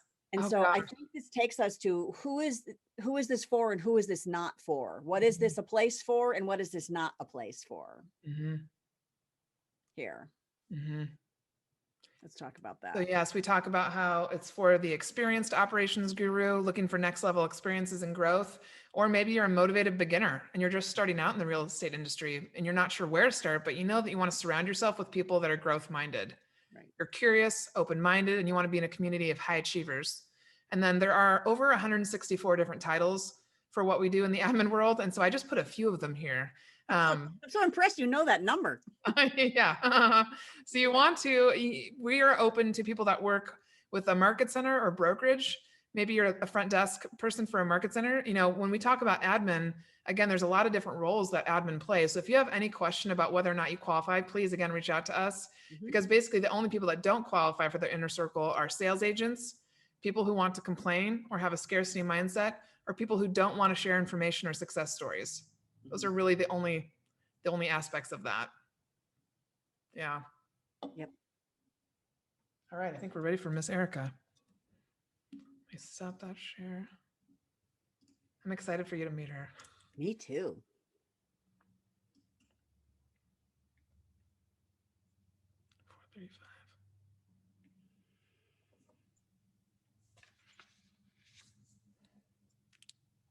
Hello. Hey. Hey. Look at your virtual background. I know, it's so I know. It really actually looks like it's exactly where you are. This is the best one that comes out pretty clear. So it worked. Thank you so much for coming on here today and taking your time. I know you have like multiple jobs right now. And so I'm really excited for you to meet Kathleen. And then just for people to hear you and hear you speak, because I also know that you don't speak publicly very often. No, Yes. no, this is definitely out of my comfort zone for sure. You're so freaking and fabulous. live. And live. I know, right? Anything could happen right now. Yeah. Well, you're in good company. I'm excited for you to meet Kathleen. She's out near you, meaning like East Coast time. Yeah. In Vermont. What state are you in, Erica? Pennsylvania. Ah, yes, neighbors. Vermont is on my list to go to, for sure. We were looking at, with COVID and trying to go away, and we were like, well, Vermont or Boston, Massachusetts, somewhere up north. So yeah, on my list. Look forward to it. Come on over. The travel bans will be over someday. Yes. Oh yeah, someday. Right. Okay, if you go to hang out with Kathleen, let me know, because I'm flying from Seattle to come hang out with you guys. Yes. Too good of a time. Okay, so start out, because again, you're one, like we just finished talking with Stephanie, and Yeah, I she's found great. out that she was in the commercial real estate realm for 8 years. Had no idea. So again, I remember when I first met you, you had some really unique experience outside of the country prior to real estate. So tell people who you are, who you work with, and what you do now. Sure. So I'm Erica.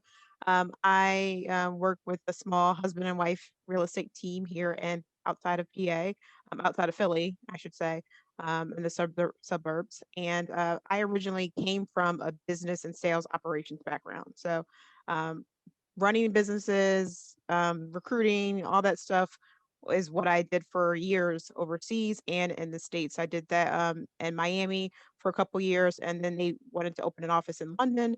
So I was 22 at the time. I said, why not? um, so my job was to open and expand offices outside of London. So within the first 6 months of getting there, I opened up 7 offices outside of London. Was that 7 or 70? Seven. Um, 7. seven, yeah. And then I helped recruit and train the administrators in each one of those locations. So often the time I was on the road, traveling and observing the admins and making sure that their retention rates were great.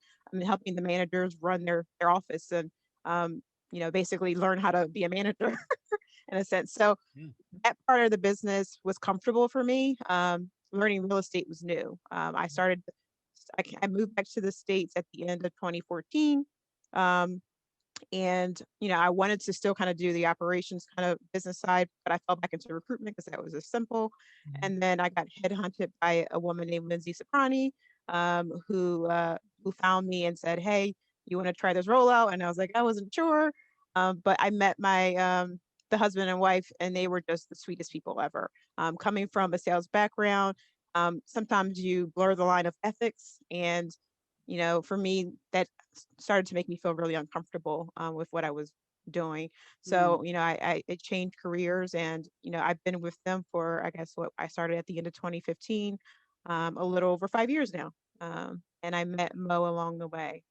So, Yeah, I can't believe, like, you're soon going to be an admin coach. You know that, right? Because the fact that you traveled and like trained the admin that were in those other offices, your capability of knowing how like an expansion team works for a real estate agent, for example, if they wanted to expand, you already have that in your brain. You've done it before.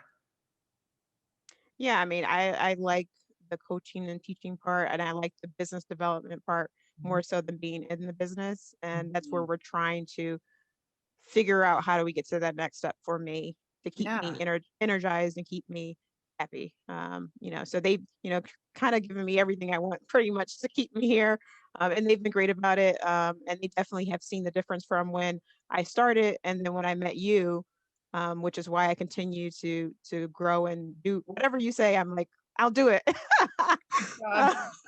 I mean, that was my first question for you was, I had never met you. I mean, I hadn't been out there to teach yet, I don't think, on the East Coast. No, not at all. And you decide you're like the furthest away. I think you were the first year, 2017, first retreat Yep, ever. She yeah. gets on a plane from the East Coast. I'm like, good God, this woman's trusting me. Like, what?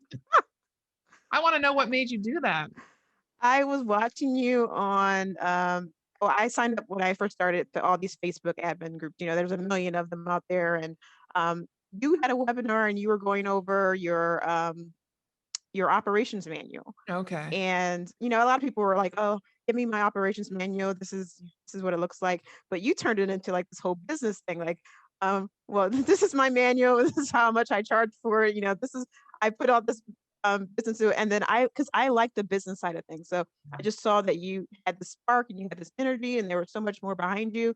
And so when I got the email for this retreat, I was like, I'm not getting any of that over here on the East Coast. I haven't really found people that I can connect with. I mean, there's admins everywhere, but I just didn't see anybody that thought as big as me.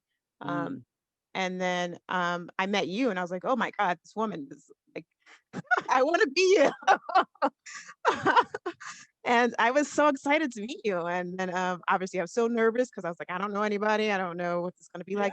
I have a D personality and I have a C, high C. So the D is just like, just do it. And then the C is like, well, let me think about this and let me plan this out. So I kind of get really divided a lot with myself. Um, but it was just so great to finally meet you. And then I think the second time I went, I got to spend a little bit more time with you at your home and, learn more about you personally. And I was just like, you have so much drive, and just to see where you've gone from where you started the business, even when you changed careers and came onto real estate, to me was just told me so much more about your story. And for me, what was really the breakthrough and what you did was more of the exercises, really making us uncomfortable with being comfortable, getting comfortable with being Mhm. uncomfortable. Yeah. For me, that was really big because last year my word was stretch. And I definitely got out of my comfort zone last year, and it made me feel like from the inside, it changed me as a person. And everybody else now says, "Oh my God, Erica, you look so great. You look so great." And it was more of me had changing my perspective of what I can do and saying, "Okay, this is what I'm going to do." And Hmm. looking at myself in the mirror every day and saying, "These are the new habits I'm going to create. I'm just going to stick to it and I'm going to do it." In a time of COVID where everybody was like depressed and stuck indoors, I'm like, okay, how can I change this? How can I get out of Mhm. this hump and grow for the better? And 2020 was, well, for what it's worth, it was a great year for me. I learned so much more about myself, and I've grown enormously for it. And I have to thank you for being a part of it, because just watching you and seeing you inspire and connect people, um, definitely you're like, I my mentor, like I worship you. You're great, Oh, I have to say. yeah. Well, thank you. Thank you for I sharing that. love watching your adventures and seeing everything you do, and I'm always going to be your number one fan and support. So Oh my God. Well, I love that so much. I have to say, like, when you came out to that first retreat, I remember I always want people to feel welcome and to feel like it's a safe place. And I remember there were a couple times where you had kind of removed yourself from the group and you had went to talk with either the chef, I think, a couple, which she was wonderful too. So I can understand why. I mean, she made amazing food and she was also a really cool person. But I remember being kind of worried and saying, "Oh God, I hope Erica feels comfortable. I hope she feels included. I hope she feels comfortable." Because I can't make anybody do anything, right? Like we're right, doing these activities, and I'm not going to shove someone and make them do that left eye thing. Like they're gonna like they want to participate. I know that, but I can't make anybody do anything. So I was so excited when you came back the second year, and then I just knew like I always felt like we could be friends outside of the work environment too, and outside of the retreat and what we were doing. And so I'm super excited when you like were one of the first people to sign up for the inner circle, because I was like, oh yay, we can spend more time together now. We can actually get to know each other more. And yeah. I mean, I saw that come through, and I saw what you were. Well, I mean, I saw when you first started I Love It When, and I wanted to support you as much as possible. And then I saw the coaching come through, and I looked up Kathleen, and I saw your background and your experience as well. And then I kind of talked about it with my boss, and I said, either they would support me or I would do it myself. Either way, I already knew that I was going to do it. And then they talked about how they've seen me change, and they were like, "We're 100% behind you. Whatever if you want to do it, we'll take care of it." So for me, that was really important as well. Just I love that. I love not only that it's your background in real estate, but it's not just about professional. It's about your personal growth, and for me, that was really what I was looking for. Uh, And that was my next question was, so from an outsider's perspective, if I'm thinking like from someone who's newer in real estate or even the first 4 years, I think they would look at you and say, well, why is she joining the inner circle? She's got it down. She knows what she's doing. She's like high powered. She's recruited. She's started other offices. And so coming from your experience, what are you hoping to get out of the inner circle? Why did you join? So for me, the big thing is again personal growth, Okay. because within business, you can keep doing the job day to day, but if you don't know your why, your bigger why of why, what's your drive every day, Mhm. um, then it makes it harder for you to stay in something for this long. You talked about admin turnover, when you talk about burnout. That's why, because you don't find out what they want to do personally. What's Yeah. their personal development? How do they grow? How Mhm. and that's what I'm hoping to get out of it is more developing me professionally, personally, so that way I can, whether I stay in the business or not, but I'm finding my bigger why. And I've always thought that was definitely a big part of what you focus on. And Mhm. the more I learn about this business and just life in general, your why is what moves you. So, you Right. have to develop that. So I think that's important for anybody starting in the business or being in the business years from now. Um, what's your why? What's your drive? What's Mhm. pushing you forward? I love it. Kathleen, do you have any questions for her? For you, it's 4:30. I wanted to, I was reminded when you said you were from outside Philly that I grew up in Cherry Hill, New Jersey. So I imagine I was within driving distance of Definitely, for sure. a Just suburb right of over the Philly. bridge. Yeah. I actually grew up in Philly. And then when I moved back to the States, I moved outside of Philly. So yeah, Cherry Hill's not far at all. Yes. And I heard Kevin Hart say that if you can make it in Philly, you can make it anywhere. Because it's Yeah, we got some fans. some, we, right. yeah, for But sure. I do, I do really think and appreciate, from the experience that you've shared that you have before real estate and the experience that you have with the kind of leadership that you have on your team, right? Who believes in investment, Mhm. that you really do have choices now, right? Because Yeah, you could do lots of things.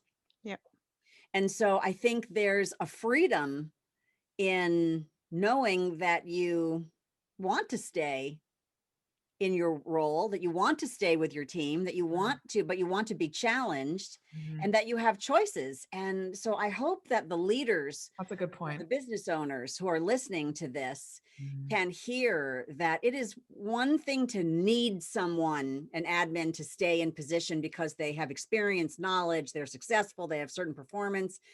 And then it's another thing to hold them with open hands where you brought them in, you've trained them, they perform well, but now you really want them to want to stay and want to grow and want to contribute.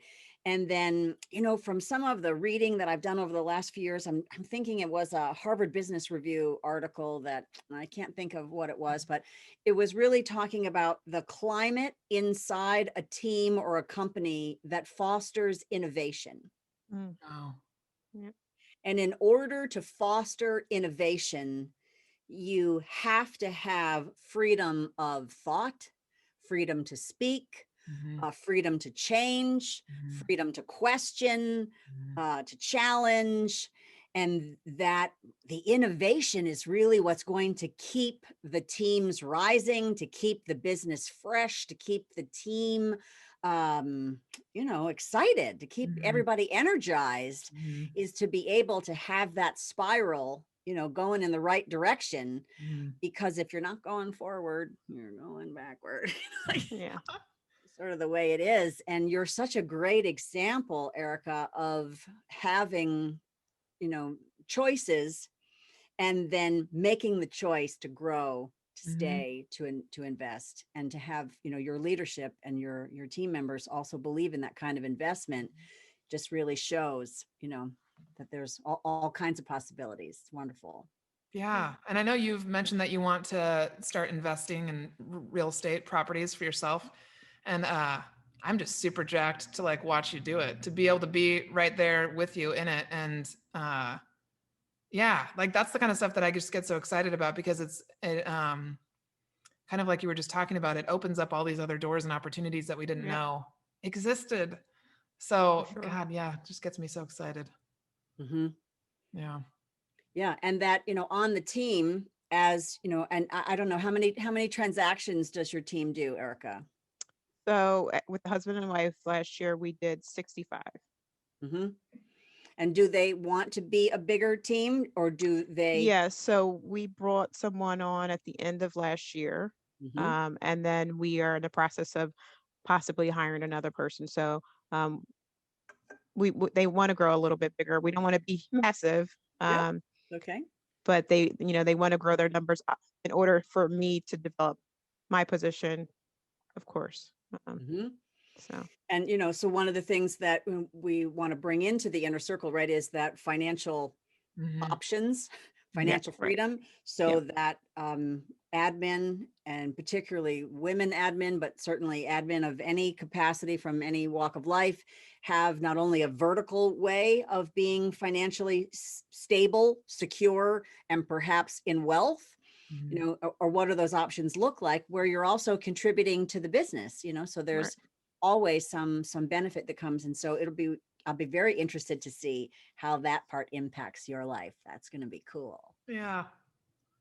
Oh my God. Well, is there anything else you'd like to share with anybody watching? Any hesitant admin that are like, I don't know about it, this inner circle thing? Is it kind of weird club? It's like this weird club that just came out.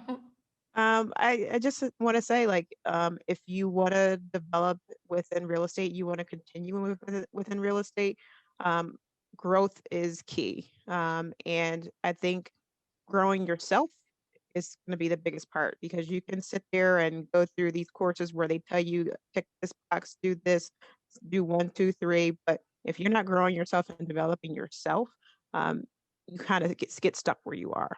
Mhm. I think they tell us in Keller Williams all the time, if you're not growing, you're not learning. And you're not changing. And I think that's really important within the admin position. You think, okay, you're an admin, that you're supposed to do what you're told, and that's it. People just don't see that there's any room for growth, any room for advancement. And I don't know if people don't want that, which is fine. But I definitely think there is more out there. And I think everybody should push themselves a little bit. For me, it makes me more energized about what I do. Like, I wouldn't be able to come to work every day and just push paperwork every day if that's all there was. I have to see something bigger, and you've shown that to me. So that's Nice. it. Cool. Well, thank you so much for being brave and spending time with us on here. Only for you, Mom. I appreciate you. Oh, thank you. All right. Well, we'll talk soon. Thank you so much. All right. Bye. You on the Bye. inside. Oh, yeah. I like that line. See you on the inside. Yeah, you came up with it. I love it. On the inside. Oh my gosh. Okay. We have a couple more minutes till Melissa joins us. So I think, do we have any questions? I want to make sure we. I don't think so. No, people are just soaking it in, and I think coming and going. I know to watch and then come back to it probably. Oh, and so Melissa's up next. Melissa's up. She has a story. She does have. She has a good story. And oh, she is already here. We could let her in early if we want. Is there anything we need to recap? That's a good question. So let's talk for a minute about, as a real estate admin, there's always the element of the job of, is there another way to be more efficient? Another way to be more effective? Is there a new technology? Is there another, way to do the ops manual and system stuff? So there are tools and the very tactical ways in which to be in the position, grow in the position, change with the growth of the business. And that may certainly be a part of what we do in the inner circle, because it's so interrelated to how we're effective in our jobs. But it is not our primary focus, right? So I can put a plug in for my own part of my business, right? Where we have an admin mastermind, and we do have more tactical approach and an entry into being able to have success habits and work on certain levels of professional development. And so that's Thrive Together in my business, which is very consciously tactical. BU, the inner circle, is consciously designed to be primarily personal development, because it's in the gap of where we have seen of all of our, the many options that there might be in the world of admin training and coaching, which we all have respect for. But it's, once again, to sort of circle back around to, from our observations, particularly over the last 8 years, we have seen, there's a pattern of where this result is desired from both the admin and their business owner, but people can't seem to get, you know, off the diving board to there. And so how do we create that? And you've seen it from inside the PNW retreat results, and I've seen it from inside one-on-one coaching.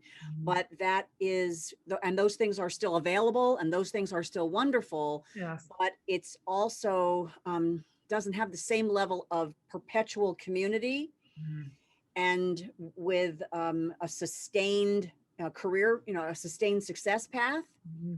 And so that's why we developed the inner circle, and why, you know, for people that maybe didn't hear us talk about, you know, this is for experienced admin, but it's also for growth-minded beginners. Yeah. It is for people that want to grow, and it is from a business owner's perspective. This is where, if you want to retain your talent at admin and you want innovation in the administrative operations sector of your business, then this is what we're fostering in our success path and in our community. Yeah, I love what you just said there about sustainability, because, and Erica spoke to it a little bit there too.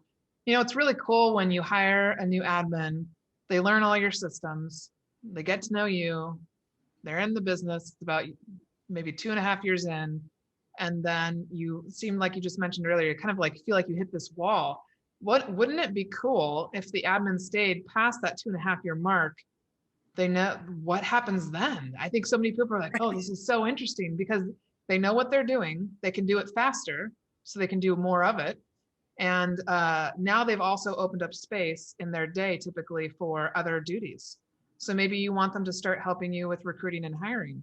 Maybe it would be fun to have them help develop another business that you're interested in. The options are endless. And I think that's the part that I really feel like sometimes gets missed, is we can talk about systems and drip campaigns and all these different aspects of the job that we actually do. But beyond the actual, the end result of that email that goes out or the marketing piece that goes out, the only thing that can make it better is if the human behind it is advancing. And that's where I really feel like I've seen so much progress, because we are not robots. We are humans, and we think and we operate and we can innovate. And I think that's the thing that I really thought of when Erica was talking, was she's a great example, because her obviously the people she works with, they want to keep her, because now she knows the inside and outside of their business, and it's invaluable. So, and they want to figure out, how do we help her feel fulfilled and excited after, because I know that feeling of like walking into the office. I'd been there for 3 years already. I could do my job with my eyes closed. And you don't want Margaret to get bored. That's what I've realized, is as much as I like steadiness and I like predictability in some ways, I do not like being bored. I have to have something, some new challenge, some new thing. And so I'll never forget when Jesse first started introducing me to personal development. I said, do you know what you just did? Because you kind of unleashed something. And I'm like, I'm completely addicted to this. How did I not know about it before 32 years old? So I think the sustainability piece is what I'm most excited to see change in the real estate industry, to have people stick around because they've figured out how to make it work. That's incredible. Like, that's so many more happy people. Right. And then because service and connection, right, is the new desire in business, which is immediately impacting real estate, because we're all virtual, we're all, not seeing each other. And even the fact that, we have so much technology, but to make those connections. So when you have a real estate business that hums along from a tactical standpoint, now you have admin that can raise the game in service. Yes. And so this has any number of levels of benefit, because this is, once again, the spiral. Yeah. I mean, if I think about it, with my partnership with Jesse and Pickett Street, what happened at that point for me was I started to really be able to own the position of being a gatekeeper for Jesse, meaning I started to slowly turn into, from, I think my title at the time was executive assistant, to director of operations, when people started coming to me instead of Jesse, which then left him free to start building other businesses and going out on more appointments and not having to be the one person that people looked to. Because that was always our goal, was that the name of the company was Pickett Street for a reason, because it's not just Jesse, it's all of us. And so when I started being that front facing person, all of a sudden other real estate agents were looking like, Jesse, how'd you do that? Like, how did that happen? How did you get Margaret to the point of where, and it was not just him, it was the two of us working together, and the freedom that got him. I know he would share about that, and he has shared about that, the freedom that it brought him, the peace, to have someone feel like he was like somebody was in this with him, because I was, regardless of whose name is on the business, the actual legal name of the business, I was in it, and I had an ownership mentality, and that is just invaluable. Mm-hmm. Yeah. Agreed. Thanks for sharing that. Yeah. All right. I think we can bring Melissa on. 4:44.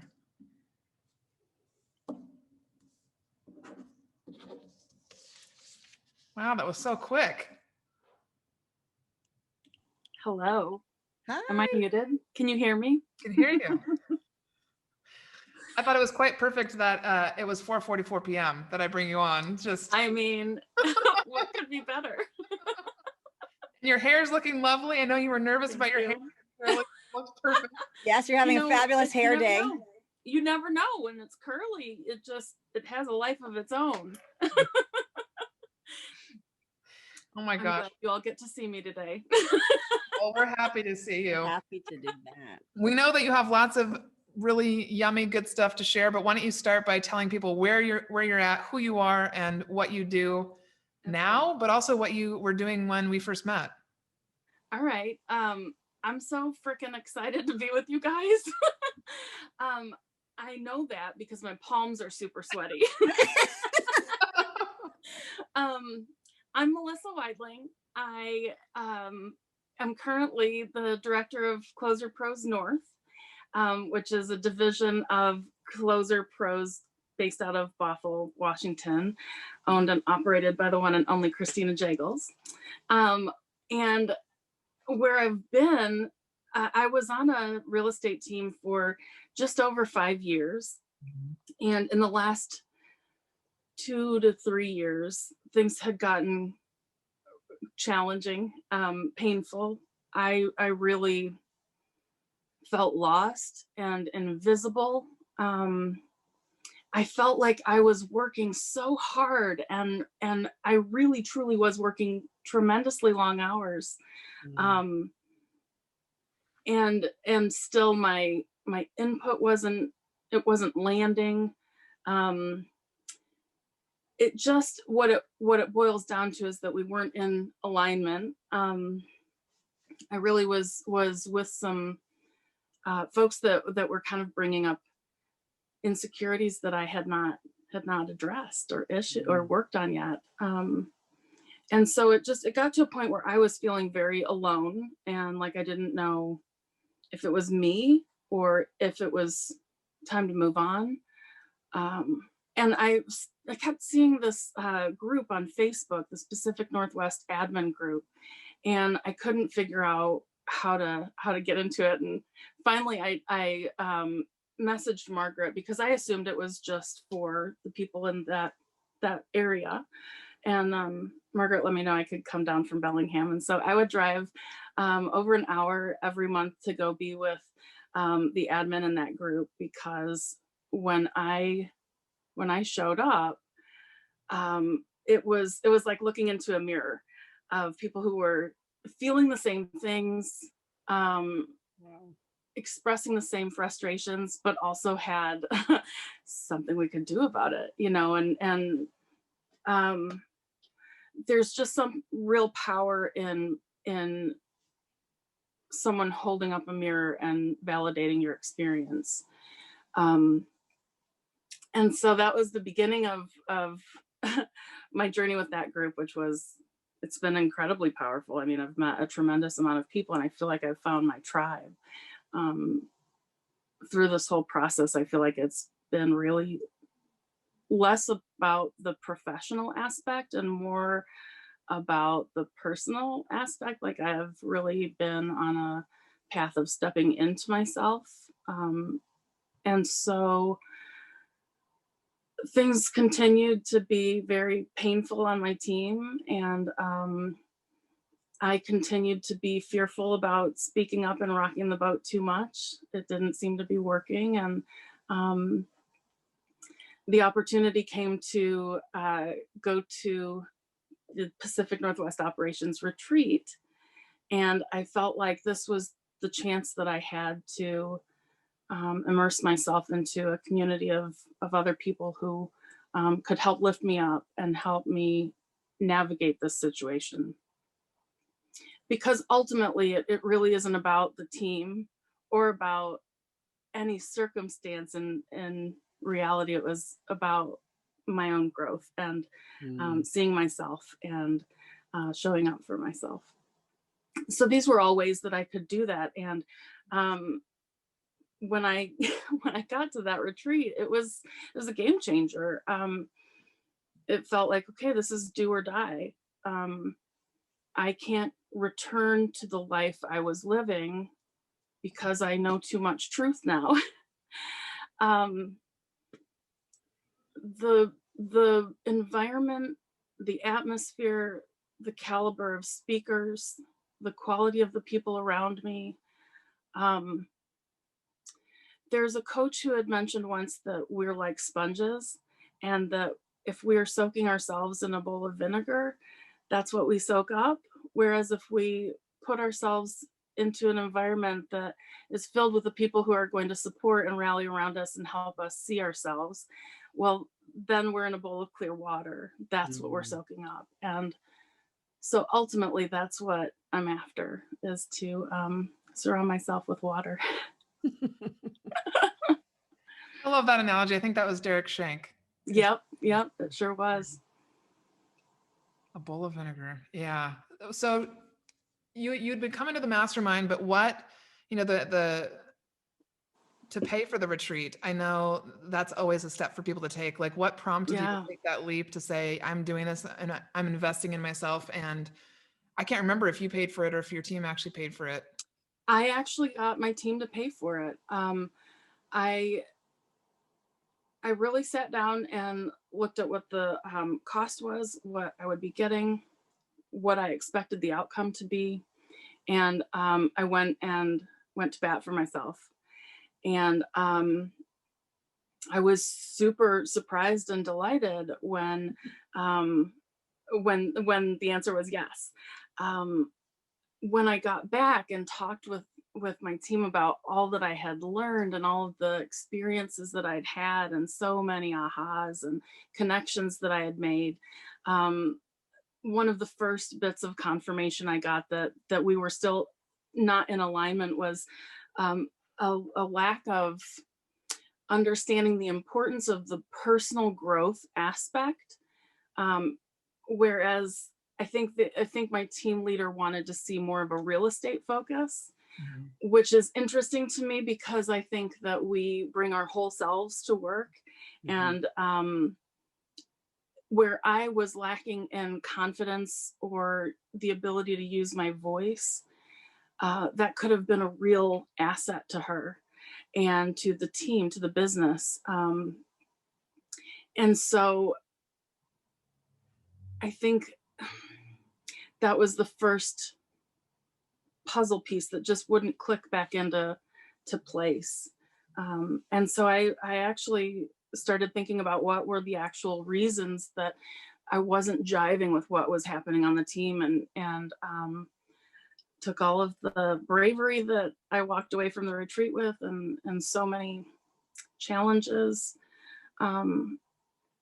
and put it to the test. And I sat down with my team and I said, look, these are some of the things that I see happening. And I feel like in order to move forward in a better way, these are some things we should consider. And it really seemed like we were making some great headway. And, over time, it just became clear that if I was going to continue growing, I was going to need to get past that leadership lid that I was bumping up against. And through connecting with and talking with you, Margaret, and Christina Jagels, and a bunch of other admin, I started to really understand my value, and that I know how we're doing this. Within real estate, I have some expertise now. I've been at this 5 years. And so I took a bet on myself, and I left my team to start my own team as an independent contractor, an independent TC up here in Bellingham. I love, and I don't want to skip over the part where you came back from the retreat and you asked to sit down with your team. You made an effort. You asked, you had the conversation several times. I know it was not just once. Yeah. And I think that's really important to note for not only for the people listening, but for you. You doing that is, you didn't avoid the conversation. You didn't skip it. You didn't decide not to have it. You did it. And that in and of itself is going to teach so many people. Like, you'll be able to help someone soon, I know, get brave enough to do that, because you wanted to try it. You wanted to put in the effort. You wanted to see if something could change. Yeah. I mean, that's part of the thing. I want to be responsible for what's mine and what I did or didn't show up with. And it, can be kind of heartbreaking when it doesn't work out the same way you want or expect that it will. But it's always about, what can I learn from this? What can I take forward and make beautiful out of this? And I do hope that eventually that's going to be, reaching back and bringing somebody else along with me, who has had a similar experience and can now see themselves and shine proudly because they do have a sense of themselves that that is strong enough that they understand the value of being proud of themselves. So you jumped and joined the Inner Circle right after it started. And then, I mean, even I want to say, like, today you called me to check about, I don't even remember what it was about anymore. She called me at this opportune time and I was like, how did you know to call me right now? And I was just sharing with you what I was going through in these mix of emotions that I've had the last couple of days, and how, I mean, you and I connect often and talk about all the things that we're learning about spirituality and about ourselves personally as we're growing. And I said to you that you had said to me, I love how open and vulnerable you are, because you help people understand that it's okay to be open and vulnerable about where you're at and what you're learning and growing. And I said the same thing back to you. I was like, it's the reason I like you, just so you know. And I think, I mean, you could have said, okay, I don't need to join the Inner Circle. I'll see Margaret, outside of those times. We'll make time, we'll be friends, and we'll have obviously other opportunities to hang out. So what made you do it? Because you didn't have to. There is a huge message that we send to ourselves when we invest our own time, effort, money, love into our own selves and our growth. I want to be surrounded by people who will not let me slip up again, who will help me by holding up a mirror and reminding me of who I am, who I can return that favor to, people that I can learn from, who are going to challenge me. But, it's again, the thing of who you surround yourself with is who you are. Think about when you go to the grocery store, if the person checking you out, it has a bad attitude or says something snarky, that can really affect you. And I don't find enough people who talk about the value of how we affect each other. And I feel like I want to be part of a group of people who wants to multiply that in the world. I want to show other people their own value, their own light, and how to share it, because I think that's how we make a better, more beautiful world. And the truth is that we all go further, faster together. So yeah, I don't want to miss a thing.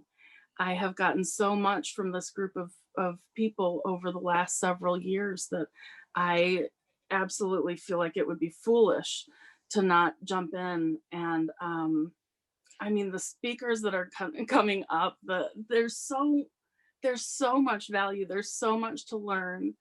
I'm just really excited. I don't want to miss out. I also want to mention too, like, the part of the backstory that a lot of people don't know is you actually threw your hat in the ring for the Pickett Street position when I was still at Pickett Street and I was hiring a new admin, and you called me and you were like, I don't know. I mean, should I? And I was like, Melissa, I don't care if you live in Bellingham, like, yes, throw your hat in the ring. If you're thinking about it, that tells me that we should talk about it. And what I love about that journey is, so I didn't end up hiring you. We hired Christina Jaggles. But what I said to you was, I know that we need to be in each other's world. And so let's have the conversation and something will come beautifully out of it. And it did. You ended up starting your own business within Closer Pros with Christina Jagels. And so now we're all like in this lovely community together. And you took a chance. You thought there might be an opportunity. And even if it wasn't that opportunity, you thought something else might happen because of that. And I think that's really important to note is you never know what's possible. You never know what could happen. Yeah. Well, and that's a really great example because had I not been so excited about this conversation, I probably would have remembered to share this part. But knowing that somebody, that appears, believed in me in a way that was so powerful. I mean, I honestly leveraged your belief in me until I could get there myself. I remember you saying that. Yeah. It was everything, because I just wasn't at a place where I felt like it wasn't prideful to acknowledge my skill set, my talent, my value, my worth.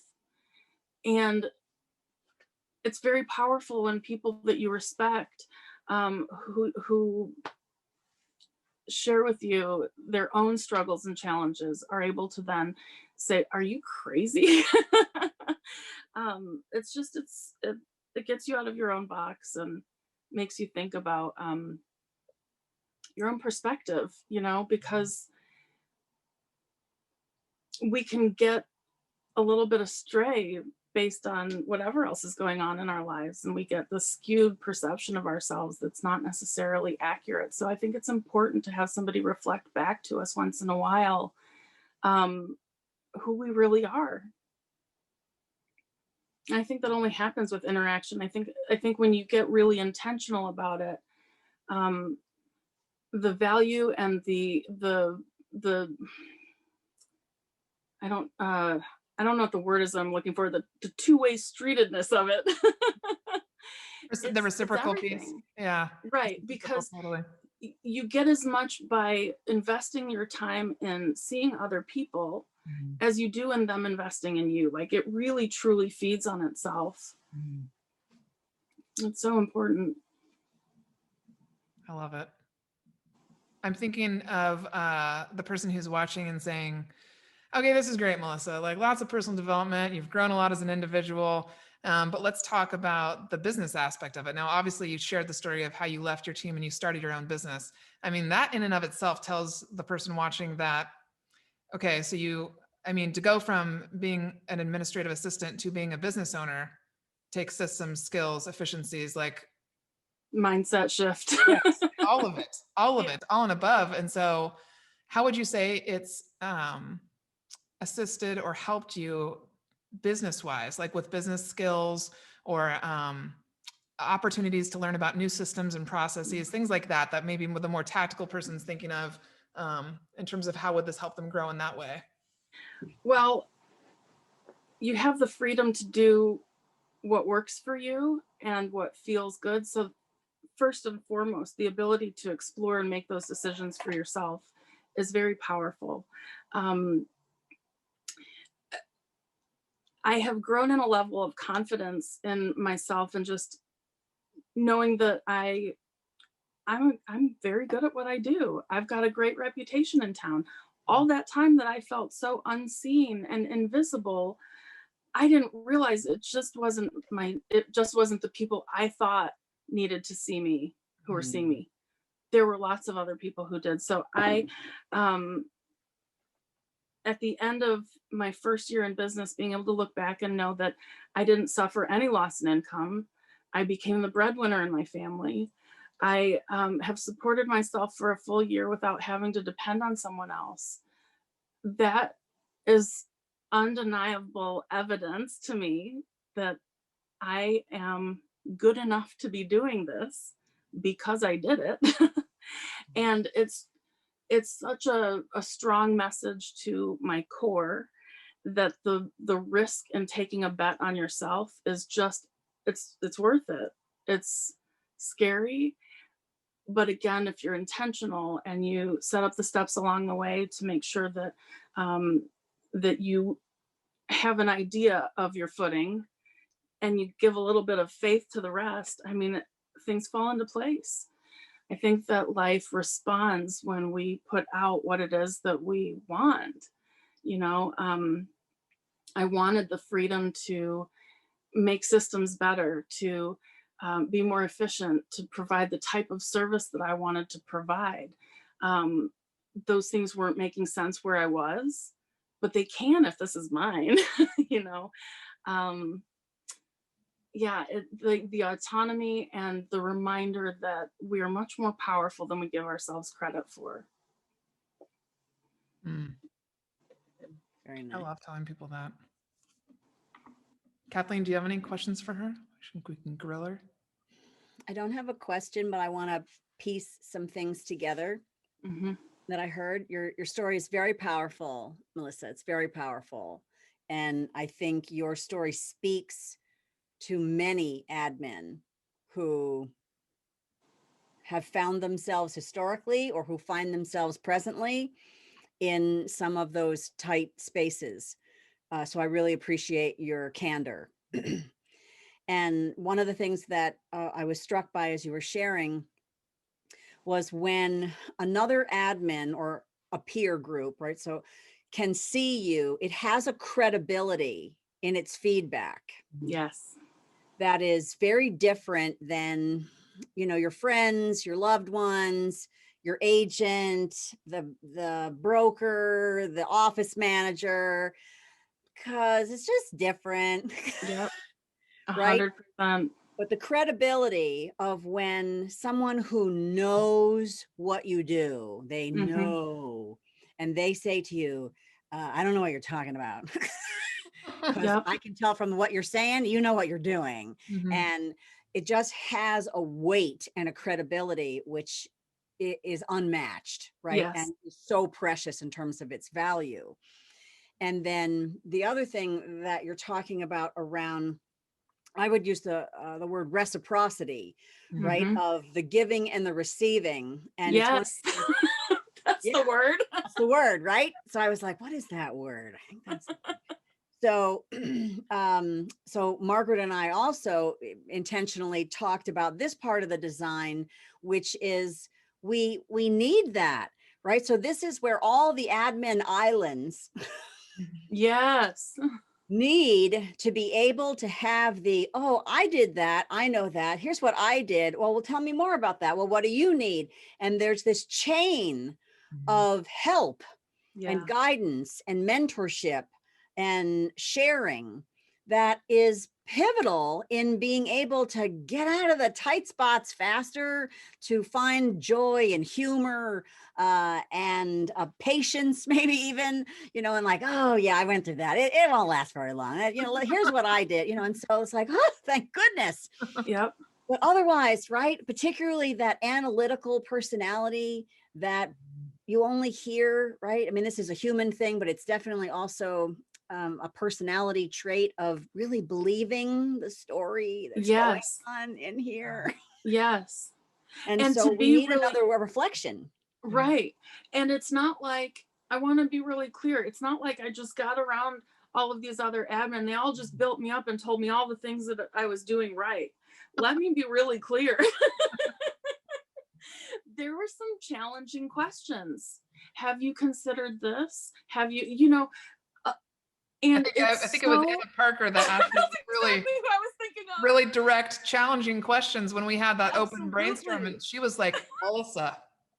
Yes. Yeah. But it was possibly one of the most pivotal moments for me, because in part it made me realize where in the story I was placing all of the power, but also it made me realize I don't want to have to show up to these folks next year and say, nope, I didn't do anything different. I didn't want to have the same story next year. Yeah. And so, yes, absolutely. You're totally right. Hearing from people who actually know and who actually can see the pitfalls and anticipate what might be going on, there is nothing like it. Nothing like it. It's beyond. Yeah, that's a good point.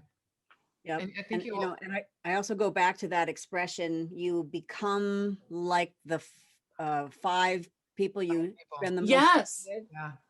You know, and I'm glad that you said that, because I actually found, I was looking up a quote before I got on here that reminds me exactly of this whole group. And I just want to share it really quickly. At times our own light goes out and is rekindled by a spark from another person. Each one of us has cause to think with deep gratitude of those who have lighted the flame within us. That's what this group has done for me. And that's why I will continue to show up, so that I can hopefully rekindle somebody else's flame someday too. Nice. Oh, I love Yeah. that. Mm. I think you'll also, like I just had to say, you're going to go down in history forever with that video of Gary John Bishop yelling at you, Oh my going like this, as he's expressing a point about you letting go of the history of something. Oh my God, it was amazing. I will never forget that moment, because as it's happening, I'm like, oh my God, I hope this turns out okay. Like, and of course it was And amazing. there's me just furiously taking notes while he screams at me. I mean, so much so to the point that I'm wondering what question I can ask him that will make him yell at me, because I isn't that so crazy? You get to the point though, I think, with personal development, where I mentioned earlier with Kathleen that, like, I remember telling Jesse that moment, I said, I'm addicted to this. And it's like, then you're just sitting forward in your chair and you're, yeah, Gary, tell me the things. Exactly. Want to Give soak it to me. Yeah. Yep. Yeah. Because the thing is that to be exposed to that kind of truth from someone so so articulate and poignant and with so much energy, and yes, what everybody else said about him looking at you and being able to read your soul. Yeah, I think he and Enme might have talked before the retreat. Conspired beforehand, yeah. But there's a lot of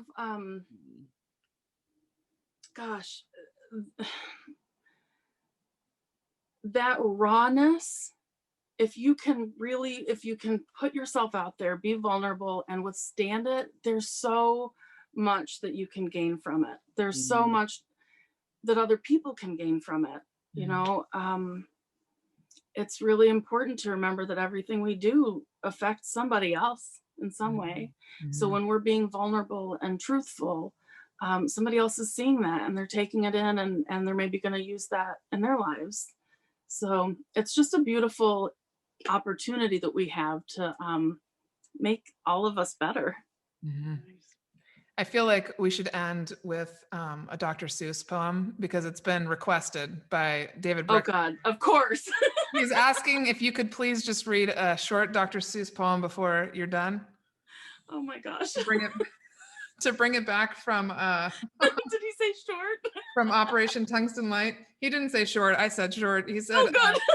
Can we get at least one poetry reading, Dr. Seuss? Huge fan of this young lady. Well, yeah, I mean, it makes me think about back at the beginning of COVID, when you were brave enough to come on Tungsten Light with me and read poetry. I mean, thinking about what Stephanie Nihsen was talking about earlier too with COVID, and how we were able to turn to each other for strength and courage and friendship and all of those, when we were all in the process of, many of us, myself included, for the first time ever, being virtual 100% and being at home. Absolutely. Yeah. Which I know for a lot of us it turned out to be just fine, but I know a lot of people, it was very, very hard transition. Yeah, for sure. Well, and even, you know, now that I'm independent, if there's not like one person immediately for me to reach out to, I have a bunch of people I can think of, which is kind of amazing. Yes. You know, I've handled referrals for people. I've handled just connecting. It's just, the networking opportunities are crazy. The learning is immeasurable. There's no reason not to do this. Yeah. Nice. Oh, well, thank you so much for spending time with us and for sharing your story. Yeah, anytime. Thank you. Huge. Very powerful. All right. Well, we'll plan another time for poetry reading. We'll actually get on and do like an official one for David. So that's like, okay. Yes, I'm in. We might have to get like 16 people to do a verse each of the one that Dina wanted last time. Well, that's fun. that's a good idea. That was an extremely Margaret, you long can one. coordinate all the time slots. Perfect. I'm in. Thank you, Melissa. All right. Thank you. We'll talk to you soon. You're welcome. Weekend. Okay. See you this weekend. Yeah. Bye. Bye. So powerful. I know. Yeah, she brought up so many different good aspects of her journey. You know, and I think the variety of people that you invited to share today really also shows the diversity of backgrounds and work experience, personality styles, where people were in their own journey of willingness, Yes. shyness, pain, you know, and so, and all of that is okay, right? No matter where people are on that journey. Yeah. That I think there's also something to talk about here, that everyone is in charge of their own level of depth. Everyone individually is in charge of how much they want to share, how much risk they want to take, how fast they want to grow or change, how long they want to contemplate something, you know, of where they are in their own growth pattern, because no two journeys are alike. And so it's one thing for people who are listening and watching to see like, oh yes, that's me. That's what I want. I want to be like her. And there are other people, it's also okay to be like, I want some of that. I'm willing to try, but I'm not so sure how far and fast I want to go. And that's okay. Yeah, no, I'm glad that you say that, because yeah, I mean, I just got the question the other day of how did I get to be so confident? And I don't always think of myself as confident. And so I've shared a lot about what the beginning of my journey was like. And you can still, to this day, you can go on YouTube and search for Margaret Smith Pickett Street, and it'll come up with part of my interview when I first met Jesse. And so, you know, 8 years ago, I would have said, I would just like the confidence to be able to walk into a room and sit down at the front and not feel like everybody's watching me, and have the confidence to raise my hand and ask a question. And that was where I was at in my journey. And so I absolutely agree with you. Even if you don't know where you want to go in your journey, you're welcome. And there's, I think Brene Brown calls it forced vulnerability. I don't believe in forced vulnerability at all. I believe in creating a safe space and where you have the option to, if you want to. Yeah. Right.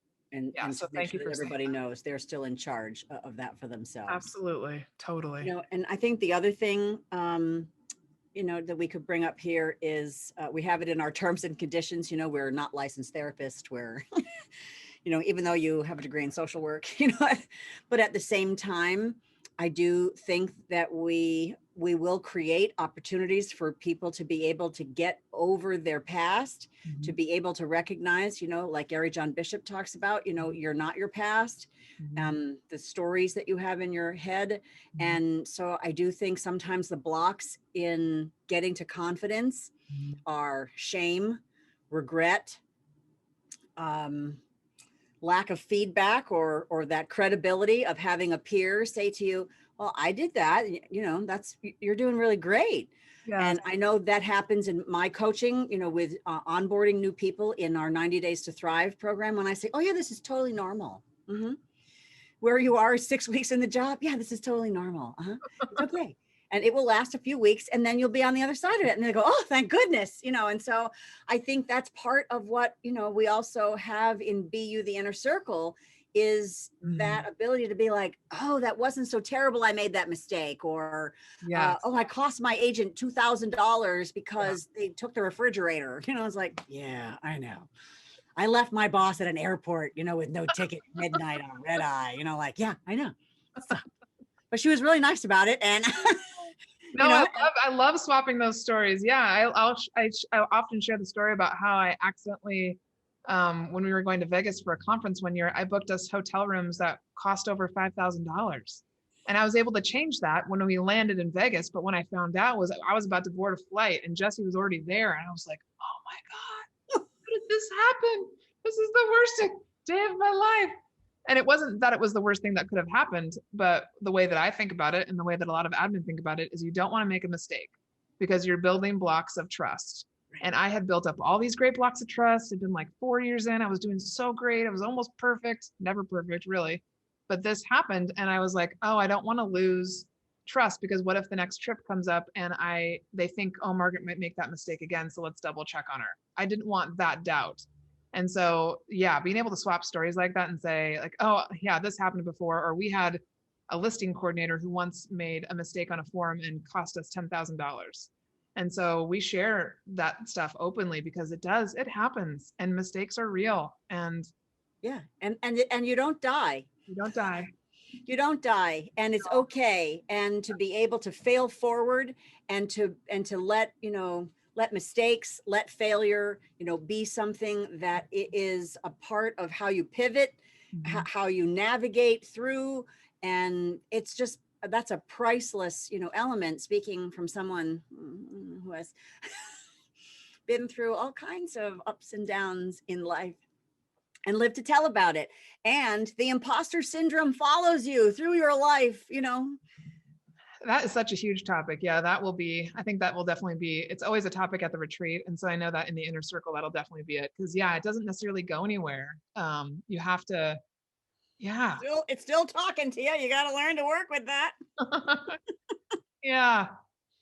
Oh, yeah, this just gets me excited to get this started and go. To really go on the inside, right? I know. Let me double check and see if there's anything else. I don't think there's any other questions here. Thank you guys for tuning in. And if you have questions later on, just like we've said before, feel free to comment or message us. The inner circle is open until this coming Sunday at midnight.